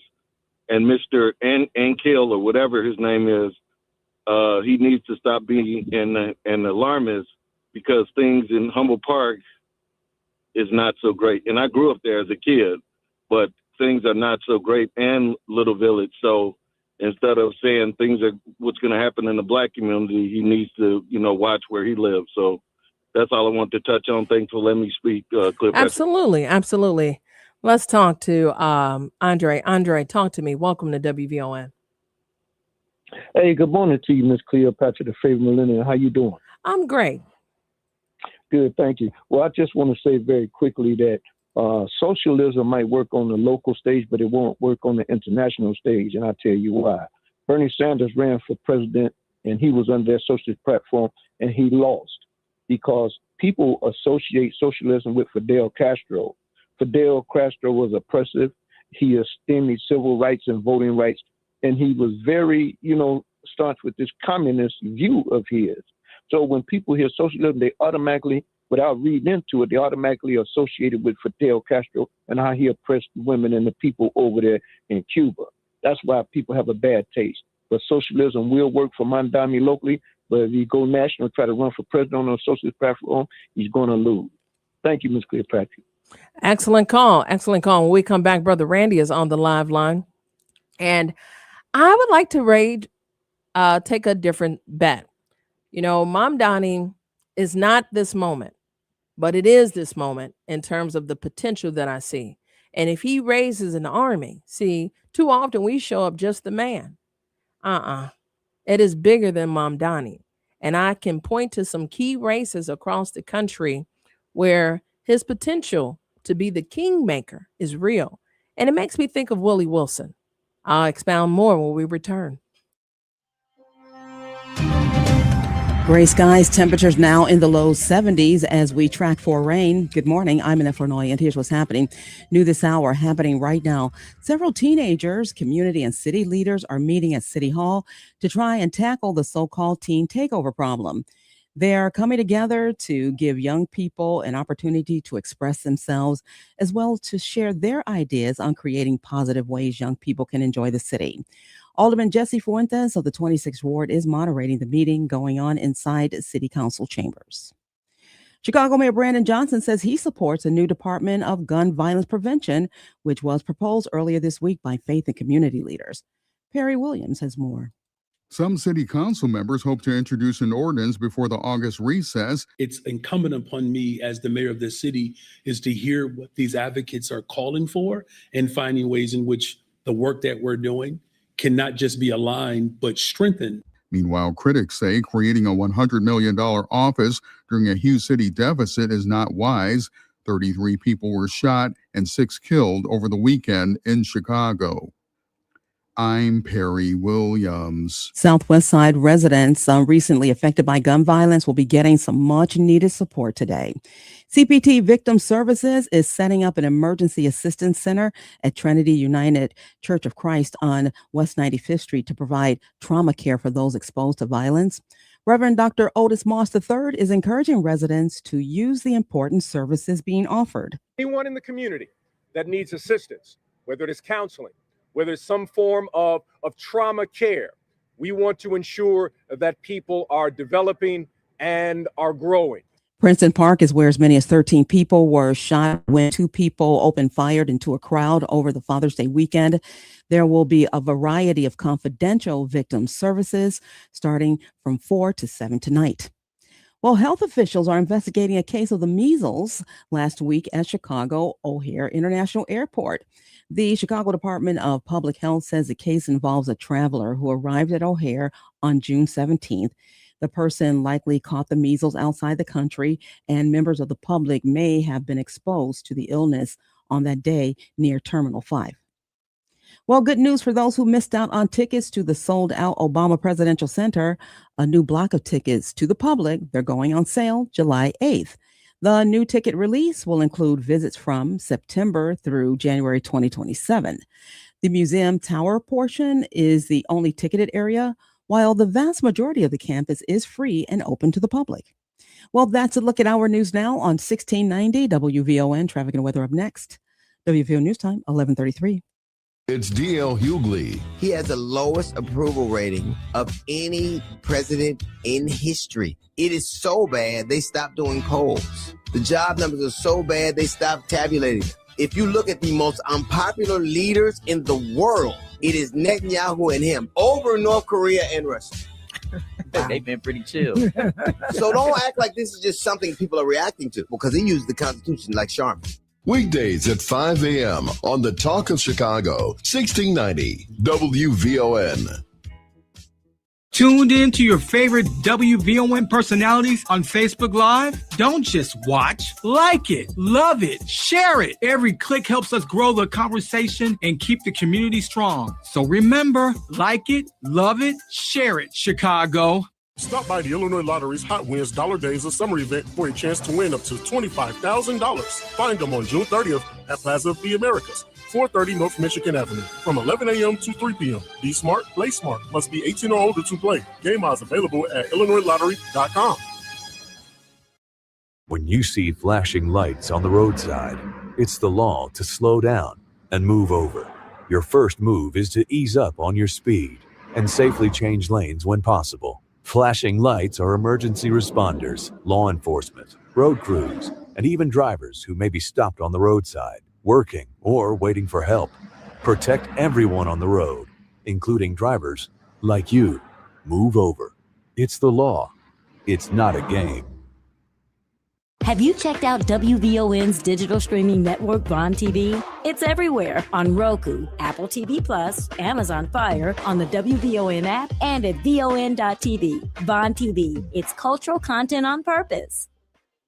This is your host and life coach, Linnell Harris, and I want you to join me every Sunday morning from 7 a.m. to 9 a.m. for Inspirational Perspective. On Inspirational Perspective, we talk life vision, life purpose, and the show is all about helping you live the best life possible. So join me as we look at supporting you in living the life you intend to live and making your life's vision a reality. Every Sunday morning at 7 a.m. on the Talk of Chicago, 1690 a.m.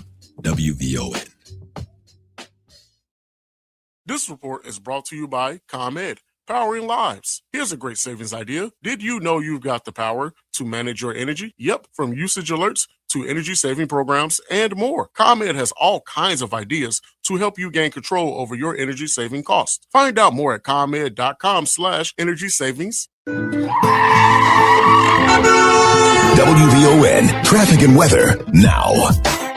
No major changes in your travel times. We're still seeing pretty much light traffic in our area in both directions, but we are tracking some street closures. As you make your way along 103rd Street, eastbound and westbound from Low to Wallace, that is shut down right now due to road construction. CTA is rerouting the number 103 buses.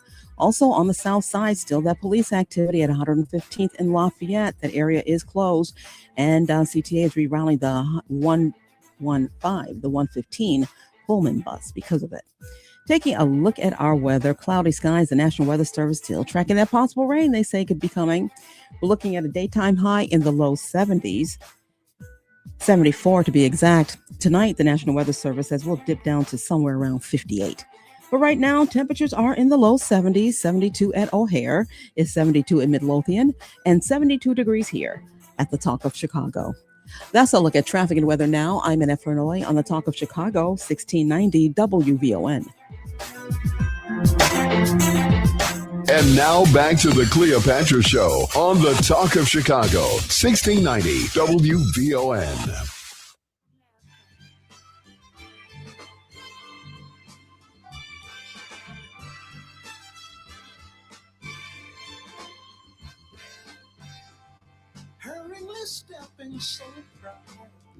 And listen, guys, we are back. The time is 11:37. I want to take two calls.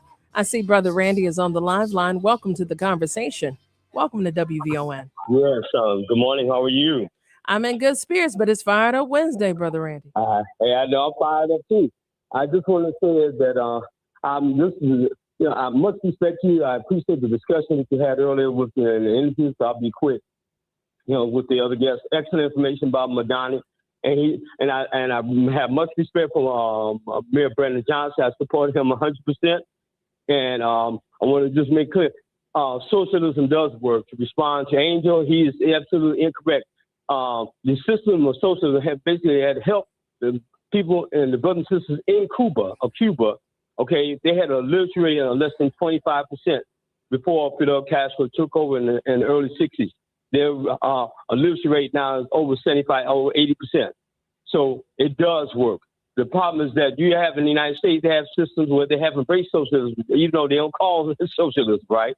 And so you look at the various policies, the rules, and some of the things that they tell me from the Social Security, from all kinds of systems that they have to assist people, that is part of the socialist system. So, so Angel needs to go back and then pick up a few books and stuff, do some more research and study and stuff like that. I think that he is woefully ignorant. And so as it comes to social political phenomena and about socialism and stuff, as well as those type of systems that believe in fairness and equity and balance and helping working class people, right? So I agree much of what Mamdani is doing, but I think we have to be very careful because the people who are engaging him are basically status quo Democrats, right? They're part of the Democratic establishment, right? And so you got that tension between those various entities and stuff. And I have much respect for Hakeem Jeffries, but he still get the money from Israel and stuff also. And he is also the nephew of Dr. Leonard Jeffries, right? A well-respected scholar and Pan-Africanist and Black nationalist on the East Coast. So I just want to say in closing stuff that I think that we have to work together. I think that he's going to be this whole system, the political system, it does need to be changed and stuff like that. Reimagine and stuff. And but I think that we have to become organized, become more informed, more active in the community. Because I was also a member of PUSH, just like you are. You're active with PUSH as well. I'm a member of the UNIA, Marcus Garvey's organization, as well as the National Alliance Against Political Repression, and 2-3 other organizations. So I just want to say that I think it's that we and I agree with much of what Chris says, but I totally disagree with the Angel. And I hope he rethinks himself and that he still should stop showing his ignorance as well as his bias against and stop be concerned about the crime in our community and be focused on the crime in his community and stuff, because they're crime occurs in Puerto Rican and Mexican communities too. So this is not something that's endemic to our community. So keep up the excellent work. I appreciate you. Excellent interview and excellent information you're sharing. Thank you. Let me say something about Brother Randy. He's on par. I didn't want to poke the bear, so to speak, with Angel. There'll be another day, but I knew one of our classmates would. And I'm going to play a clip before I leave of Brother Thoreau, Kwame Thoreau, as he unpacks socialism, because there is woeful ignorance, but ignorance is bliss. Last but not least, let's talk to Renee real quickly. Renee, talk to me. Welcome to WVON. Hi, and thanks for taking my call. Cleopatra, Malcolm X once said, who taught you to hate yourself? Well, my question is, who taught you to hate socialism? And the answer is the same. Rich capitalists who control the media, and they also control the bald politicians who try to tell us that socialism isn't good. Cubans, except for those imperialists, those rich folks who fled Cuba because they didn't want to share the wealth, the other Cubans love Fidel Castro. They loved him and the programs that he bought. Like Randy said, they have a literacy rate almost at 100%. They train doctors, not just there, but doctors across the African diaspora. The thing that's bothering the Cubans are the sanctions that this evil country has imposed on them to right now, where they don't even have electricity. They are killing people over there because they don't have the generators that can help the poor babies in the hospital. We are the problem. Socialism isn't. They give it to themselves in Congress. They have quality health care. They bail out billionaire corporations, but they have nothing for us. Socialism is good. We should learn what socialism means instead of just following the propaganda that they spew, telling us it's not good for us. I want it. I want those programs. And thank you. And Brandon Johnson, he's a socialist Democrat, really. That's why I spend time, Renee, and y'all getting this extra credit. That's why I spend time comparing, but not comparing. The analysis is crystal clear. What's the difference between Mamdani and Brother Johnson? Is he a brother? And I need for us to accept that, right? And they're going to try to find ways to pick apart Mamdani. They're going to try, and they're going to try his wife. They're going to try everything but throw the kitchen sink. But there's the only difference, like I said in my opening, is the culture and the ethnicity. He a brother. So and I'm going to unpack. Thank you all both. Socialism from Cuba. I was just with a Cuban last week when Matt and I was hanging out with his broadcast when we went to that restaurant. You know, socialism looks like what? Universal health care. Oh, you can go to medical school for free and you can practice medicine here. That's socialism, right? But I got that clip ready for Brother Terrell because I want to conclude on that because I'm going to come back and we're going to unpack this because you're scared of the things that is a thing. And who don't like socialism? Warren Buffett, Bill Gates. It's a reason, guys. I need for us to get out of our own heads and out of our own ways to understand what is it that they don't like. They don't like the opportunity of the word share. My 4-year-old don't like it either, but he's had to embrace it since he has 2 brothers. You're going to have to share in this house. It's not just your toys. It's everybody toys. You a draper? Oh, he a draper too. Everybody got to share. And in this world, there's enough to go around. Now, I'm going to make a quick pivot because I definitely didn't want to keep you all on the live line for life. But before we leave, I just wanted to share the story of a mom and a doctor, right? That is going to share something that really made me all emotional. But I thank God for her courage. And it started to seem like what was a typical headache after a teen returned from a weekend trip. But within 24 hours, that healthy, active teen, he was no longer with us. And he was lost to meningococcal meningitis. And I've seen the advertisements. I've done some research. And it was really swift. And who's here to speak about his life and his legacy is his mother, Leslie Meyer, and Dr. Megan Carlson, to give us a warning, to educate us. And this is what WVON is about. I spent a lot of time talking about what happened in New York to get us aware about what socialism is and what are these. Why is the DSA on the rise? Why are we fighting about housing in 2026? Why don't we have universal health care? And here it is. I have a mom that is coming to give us a warning because at the end of the day, at the top of the ticket is Robert F. Kennedy Jr. And he's dangerous. And I want us to understand what meningococcal meningitis can do and what it's about. And I would like to welcome both our guests, Leslie Meyer and Dr. Megan Carlson, to the Cleopatra Show. Are we here? Thank you for having us. Absolutely. So I want to speak to the mom. Where's Leslie Meyer? Mother Meyer, are you with us? I'm right here. Yeah, I am. Thank you so much for taking the time to join us. And please share your story about your child. Well, my son Chris was 17 and a senior in high school when he went to school and complained of having a headache. He'd always been healthy and loved hanging out with his friends. And after he had the headache, he went to have his state championship soccer pictures taken and came home, and he wanted to go to the soccer practice, and he said his headache felt better, and he ended up going to the soccer practice but was sent home early by the coach. So when Chris got home, his headache had returned. He had a high fever and he couldn't get warm, and I thought he had flu. I gave him some medicine for his headache, and he didn't want to go to the doctor. He wanted to just go to bed and rest, and I thought that's what he needed. So during the night, he got up a few times and he vomited and took a couple more. He took a couple more baths to get warm, and so I was really just worried he was going to miss school. That's all I was worried about. And the next morning, his dad said that he had gotten up and he had some water and taken another bath and agreed to go to the doctor. So when his dad went to go check on him, he found Chris laying on his bed, and his last words to his dad were, "Dad, I can't feel my feet."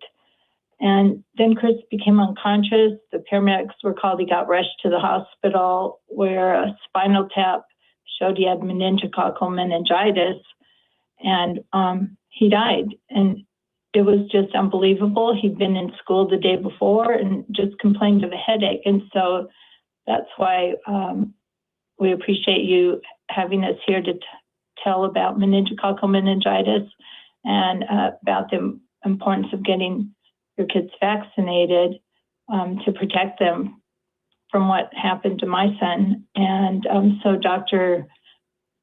Meg Carlson can tell you more about meningitis if you want to know about it. First off, I'm sorry. I'm sorry your baby is no longer with you. And I'm saying that as a mother. So I just wanted to give you that. My condolences to you. When did this happen? This happened in 2005, and Chris wasn't vaccinated, and it was just such a devastating thing that I never realized the importance of vaccines till I lost him. And I feel like he would want everyone else to know about the importance of vaccines and talking to their healthcare provider about the symptoms so that they can live long, happy lives, so the kids will be alive and parents will be able to protect them. No, and I appreciate that. Because they took a doctor. In fact, in 2005, I graduated high school. So essentially, your son and I, he would be the same age. I thank you for your courage and your continuation to bring awareness to this. It means a great deal to me. When we come back, guys, we're going to include the doctor. Dr. Carlson, Megan Carlson, she serves as the Director of Health Services for the Indianapolis Public Schools. But the message is crystal clear. And uniquely, I didn't realize that Leslie and my son were the same age until now. So I'm a little emotional about that. But when we come back, I thank God for her strength of continuing to bring awareness to not only just the symptoms, but the reality. If he have been vaccinated, would he be here today? And those that would love to learn more about it, what you can do for your children to protect them. We'll be back after this break. More from Cleopatra coming up next on the Talk of Chicago, 1690 WVON. Ready to enhance your financial knowledge? WVON and JP Morgan Chase have come together to provide the information you need to become your most prosperous. Matt McGill, host of WVON's Matt McGill Show, is creating dialogue around your money matters. Check out these priceless gems of knowledge. Let's open the treasure and see what's in store.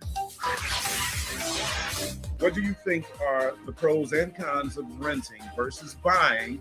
Are there any unexpected benefits from choosing to buy a home? Great question. Very important question as well. Deciding whether to rent or buy a home comes down to weighing the ups and downs of each option. Buying a home lets you build up equity as you pay off your mortgage, which can be handy for things like home improvements, paying off debt, or helping out with college. Plus, owning means you can really make the place your own with renovations or expansions as well. There might be some tax perks like deductions or mortgage interest or property taxes. On the flip side, buying a home is a big financial commitment up front and comes with ongoing costs like repairs and possible property tax hikes as well. It also ties you down, making it tougher to move quickly if life throws a curveball at you, like a new job in a different city. Renting, on the other hand, usually means less money up front and no worries about maintenance, giving you the freedom to move more easily if your situation changes. However, renting has its downsides as well. You won't build equity and there are no tax breaks. Plus, you might have to move if the rent goes up or the property gets sold. In the end, whether you rent or buy depends on your financial situation, your lifestyle, or your future plans. Yeah, this is such an important topic because we know that home ownership is key to building generational wealth. We talk about that all the time. What is the first thing we need to consider when deciding whether or not to become a homeowner? There are a ton of factors to consider when buying a home, but the most important thing is your lifestyle. Keep in mind, buying a house isn't for everyone. Some questions you may ask yourself include, what's my current lifestyle? What do I like and dislike about my current living situation? Am I ready for a long-term investment? And where do I settle down? Your lifestyle plays a major part in your readiness to buy a home. These questions are by no means a comprehensive list of things to consider when buying a home. However, if your answers indicate that you need more flexibility and that you need more time to make a decision, it may be best to continue renting in a location you find desirable. That way, you can determine the neighborhood, costs, and lifestyle advantages of the area you're considering buying. Thank you, Matt. For more information, visit jpmorganchase.com. Never sleep in contact lenses unless your eye care professional specifically recommends it. Doing so can increase your risk of eye infections and other complications that may affect your vision. This healthy reminder is sponsored in part by Dr. Ansel T. Johnson and Vision Salon Eye Care Associates. In Chicago, city services are just 3 numbers away. From street repairs to city info, 311 is here to help day or night. Call 311 or report online at 311.chicago.gov. Your city at your service. And now back to the Cleopatra Show on the Talk of Chicago, 1690 WVON.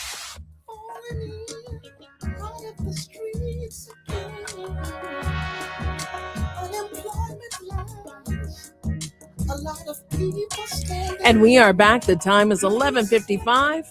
And listen, guys, they had to scoot. I wanted to bring up the doctor. We were talking about meningococcal meningitis. A mom that is remembering her son by insisting that children live, right? He died in 2005, the same year I graduated high school. So essentially we were the same age, or would have been. And he died within a span of 24 hours. Meningococcal meningitis is very rare, but very dangerous bacterial infection that causes inflammation of the protective membrane surrounding the brain and the spinal cord. So all of those symptoms where she thought he had a flu, he's vomiting, lack of sleep, confusion, joint and muscle pain. It took him very quickly and could have been avoided with a vaccine. We bring awareness to this because of the uncooked bacon. That's Robert F. Kennedy Jr., who's the head of our health in America, and he toots cocaine from public toilet seats and eats algae. So maybe he's hanging out at the reflective pool. Not sure. But this is who you have. And I bring to you a real scenario of the loss of life of a mom essentially 21 years later, still fighting on behalf of her son for the lives of other children. I applaud that effort.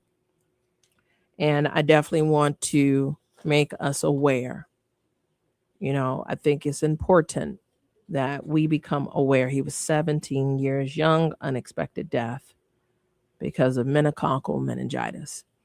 And I was just sharing another story of a sorority sister who abruptly met the same fate, particularly around almost the same time. Maybe a couple years later, 2007. I would have to check my notes, 7 or 8. But yet and still, this is real. So I just wanted to make a quick pivot to that. Now, tomorrow is a Thoughtful Thursday. I have some calls to return, but I may come in the studio with one man that I definitely have known and followed his political work and his commitment to community, and another man that has been fighting within the community as a faith-based leader. So stay tuned for that. I hope they're available. But meanwhile, I had somebody saying I went to school with Curtis Mayfield's son. His father was singing to us in the park. Oh, that's beautiful. That's amazing. Meanwhile, back on the ranch, your president. I am going to come in covering this because I just think it's interesting that he's having a standoff within his own party. If you don't do what I say, I will be the last Republican president. And that is the SAVE Act, the desperation to not go to jail. Now, we saw this when he was running for office, but you can only run from something so far and so fast and so wide. The Epstein Island, the Rape Island, the Epstein files, the fallout with Pam Bondi, Tulsi Gabbard, the liking of everybody. The coverage is real. I'm going to come in with an operative that I admire. He's straight out of Louisiana, and he's made more presidents than a little bit. Give his perspective on what's happening with Trump in this moment. Are we going to look at the affordability crisis that is rocking the housing market as we speak? Or are you going to continue to push the SAVE Act, which is going to prohibit millions of voters, particularly those of color, from being a part of democracy? I opened up with the clip of the judge that say he don't want no Negro being a part of the roles or being a part of governing my life. The sentiments are real, and there's a connectivity here, guys. But the standoff is happening. While you're standing off within your own party, you also dumped your own party and its members. And I don't think they're going to back them. But we'll see. Speaker of the House, Mike Johnson, has bent the knee more than a little bit. And he's no prostitute. But he's been treated like a $2. You know what? So tomorrow is a Thoughtful Thursday on the Cleopatra Show. And I look forward to being with you. And I'm spilling a little tea because tomorrow is going to be something. As I break down the analysis and the demographics of the race in New York, Trump can't help himself. He truly can't. And I think he's going to lose this battle, but I'm taking some side bets. I would love to hear some wagers from you when we talk about the layout of what is happening in the grand old party. You don't want to miss this. Raining across the city right now. Temperatures now going down. On this Wednesday, June 24th, 2026, I'm in for Noyan in the headlines. A tragic accident in Lansing this morning. A tire changer was hit by a semi and killed on I-8094. Happening right now, there's a meeting going on at City Hall in the city chambers where teens are talking about solutions for those so-called teen takeovers. And here we go again. Looks like there are 2 new options on the table for Chicago Bears Stadium in the Chicagoland area.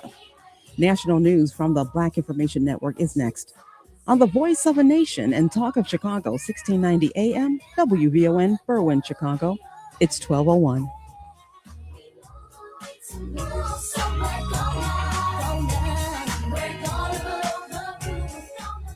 BIN News Now. At least 13 people were injured in a drive-by shooting on Chicago's South Side with no arrest yet. This man was on his front porch when the shots rang out. I was a little scared, but, by you hear the shots, you just run and duck and hide. So that's all I did. Mayor Brandon Johnson says the city is working overtime to combat illegal guns after a violent weekend left 33 people shot